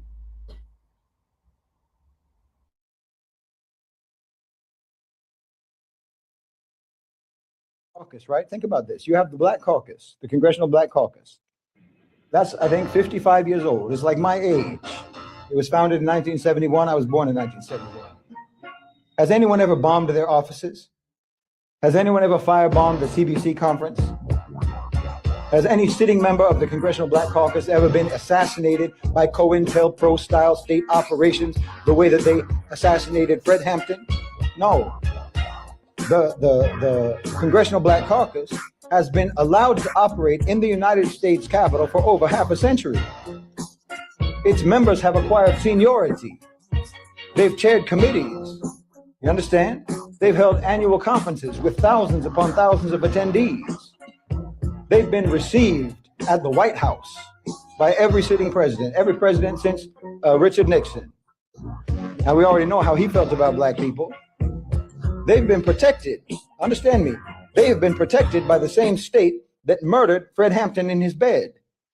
Well, ask yourself why. Because the Congressional Black Caucus is not a threat. Inside that institutional channel, with all the symbolism of black political representation, but none of the substantive disruption of black autonomous power, the Congressional Black Caucus is exactly the kind of formation that the power structure is happy to host. They're happy to host that because it absorbs black political energy. You understand? And it absorbs that, and it produces nothing but speeches and resolutions and press conferences and so forth. It doesn't feed children outside of the state's permission, outside of the system. It doesn't run schools outside of the state's curriculum. It doesn't build cooperative banks that route black wealth around the asset management oligarchy. It doesn't establish endowments like Waqf networks that escape federal taxation. It doesn't organize international black solidarity in ways that will bypass dollar hegemony. No, it operates completely inside the institution, inside the system, on the system's own terms. And the system has correctly calculated that nothing it does will ever damage the system. So it lives. For 55 years, it has lived untouched. Like I say, now compare that to the projects that we've been talking about. Compare that to the projects we've been talking about. Greenwood, Black Wall Street, destroyed. Wilmington, destroyed.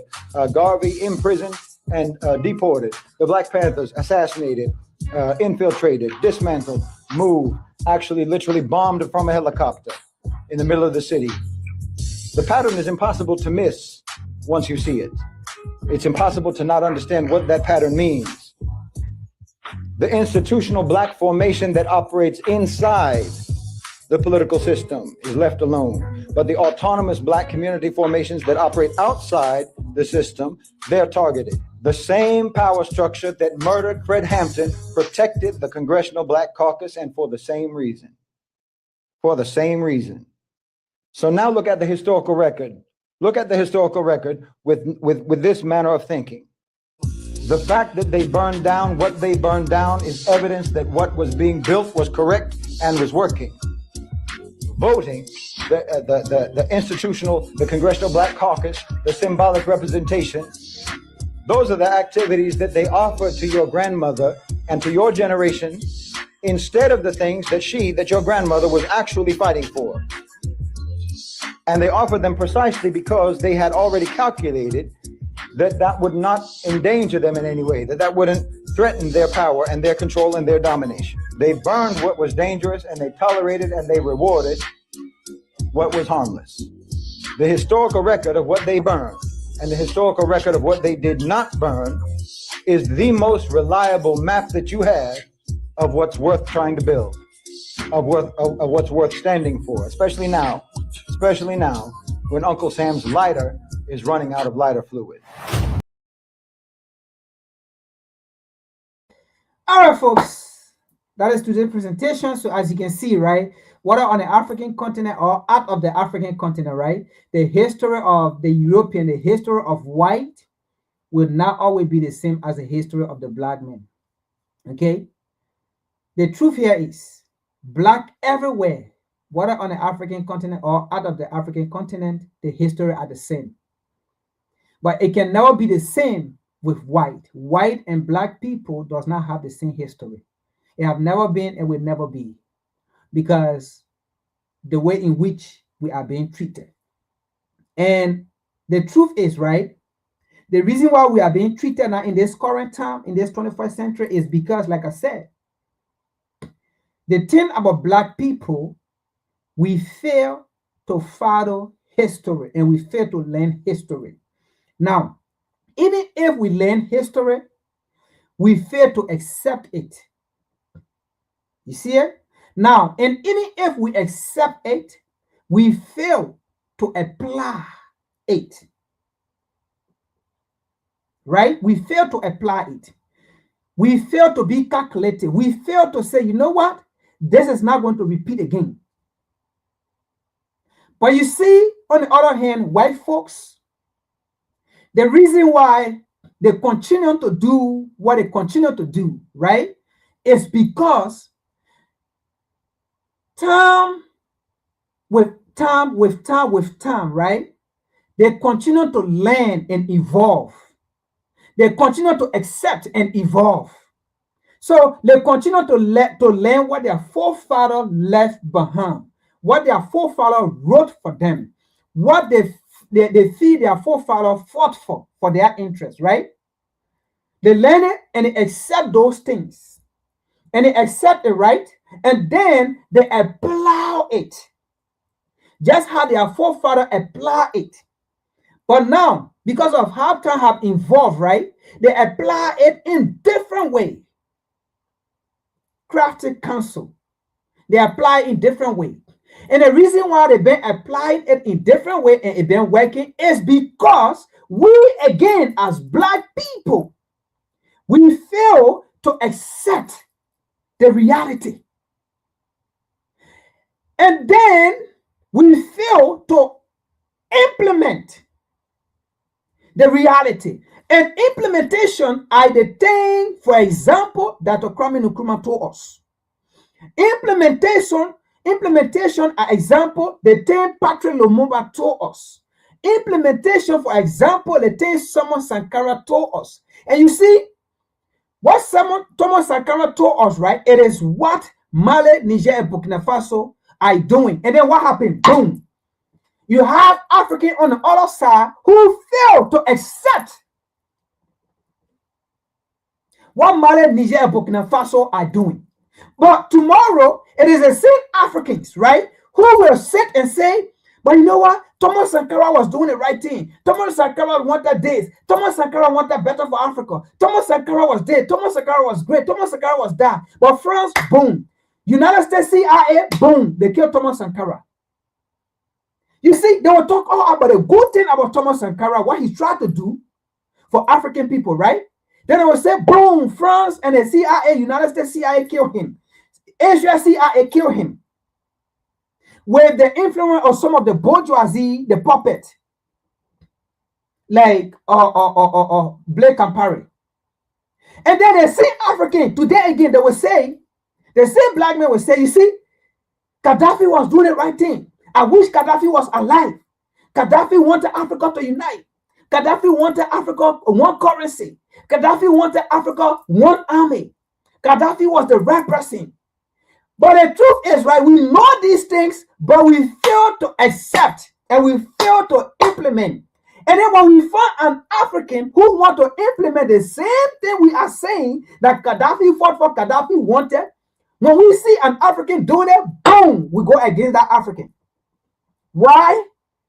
Because we fail to implement, we fail to accept. Even if we accept, we fail to implement. But white folks, on the other hand, they have always accepted, they have always learned and accepted, and they have always implemented what their forefathers told them. And that is why, right, we continue to be like this, and they continue to be like that. And we always say on this channel here, right? Look, we are not going to come here and just be blaming the West. For real. And not every time we're going to come here and be blaming West, where's that, Washington DC, the France, that Europe, that The truth is, man, it's us. It's us. Yeah. Sometimes it's us. Even with what Mali, Niger, and Burkina Faso is doing, there are Africans today. There are Africans, both home and abroad, who does not want to add here. Look, I'm done for today. I'm done. Man, folks, thanks to God, man. Share, like, subscribe. You know, there's a family channel, man. Let us build it. Let us subscribe. You know, I will see you next week. Peace. Before we go, let me play this music. This last music. We started with music. Let me just play it by so we can go. We love y'all, man. Africa. Peace. From the roots we rise. Simuz Africa.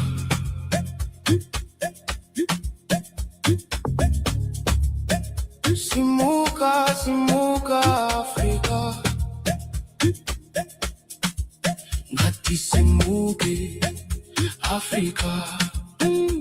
Zimbabwe, Zambia, Malawi, Mozambique, South Africa, Botswana, Namibia, Angola, Lesotho, Eswatini, Madagascar, Mauritius, Seychelles, Comoros, Kenya, Tanzania, Uganda, Ethiopia, Rwanda, Burundi, Somalia, Djibouti, Eritrea, South Sudan, Nigeria, Ghana, Senegal, Ivory Coast, Mali, Niger, Burkina Faso, Benin, Togo, Guinea, Sierra Leone, Liberia, Gambia, Cape Verde, Guinea-Bissau, DR Congo, Republic of Congo, Cameroon, Gabon, Central African Republic, Chad, Equatorial Guinea, Sao Tome and Principe, Egypt, Morocco, Sudan, Algeria, Tunisia, Libya, Africa.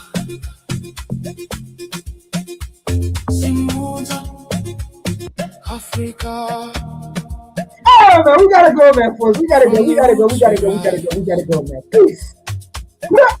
You know, I'm gonna post the link. Let me post this link. I know somebody was asking for the music link. I'm gonna post it, okay? It's on TikTok, but I'm gonna post the link. Africa, Zimbabwe, Zambia, Malawi, Mozambique, South Africa, Botswana, Namibia, Angola, Lesotho, Eswatini, Madagascar, Seychelles, Comoros, Kenya, Tanzania, Uganda, Ethiopia, Rwanda, Burundi, Somalia, Djibouti, Eritrea, South Sudan, Nigeria, Ghana, Senegal, Ivory Coast, Mali, Niger, Burkina Faso, Benin, Togo, Guinea, Sierra Leone, Liberia, Gambia, Cape Verde, Guinea-Bissau, DR Congo, Republic of Congo, Cameroon, Gabon, Central African Republic, Chad, Equatorial Guinea, Sao Tome and Principe, Egypt, Morocco, Sudan, Algeria, Tunisia, Libya, Africa. Oh man, we gotta go. I see you all, man. Love you guys. Peace. Peace, man. We gotta go, man. We gotta go. We gotta go. We gotta go. Africa.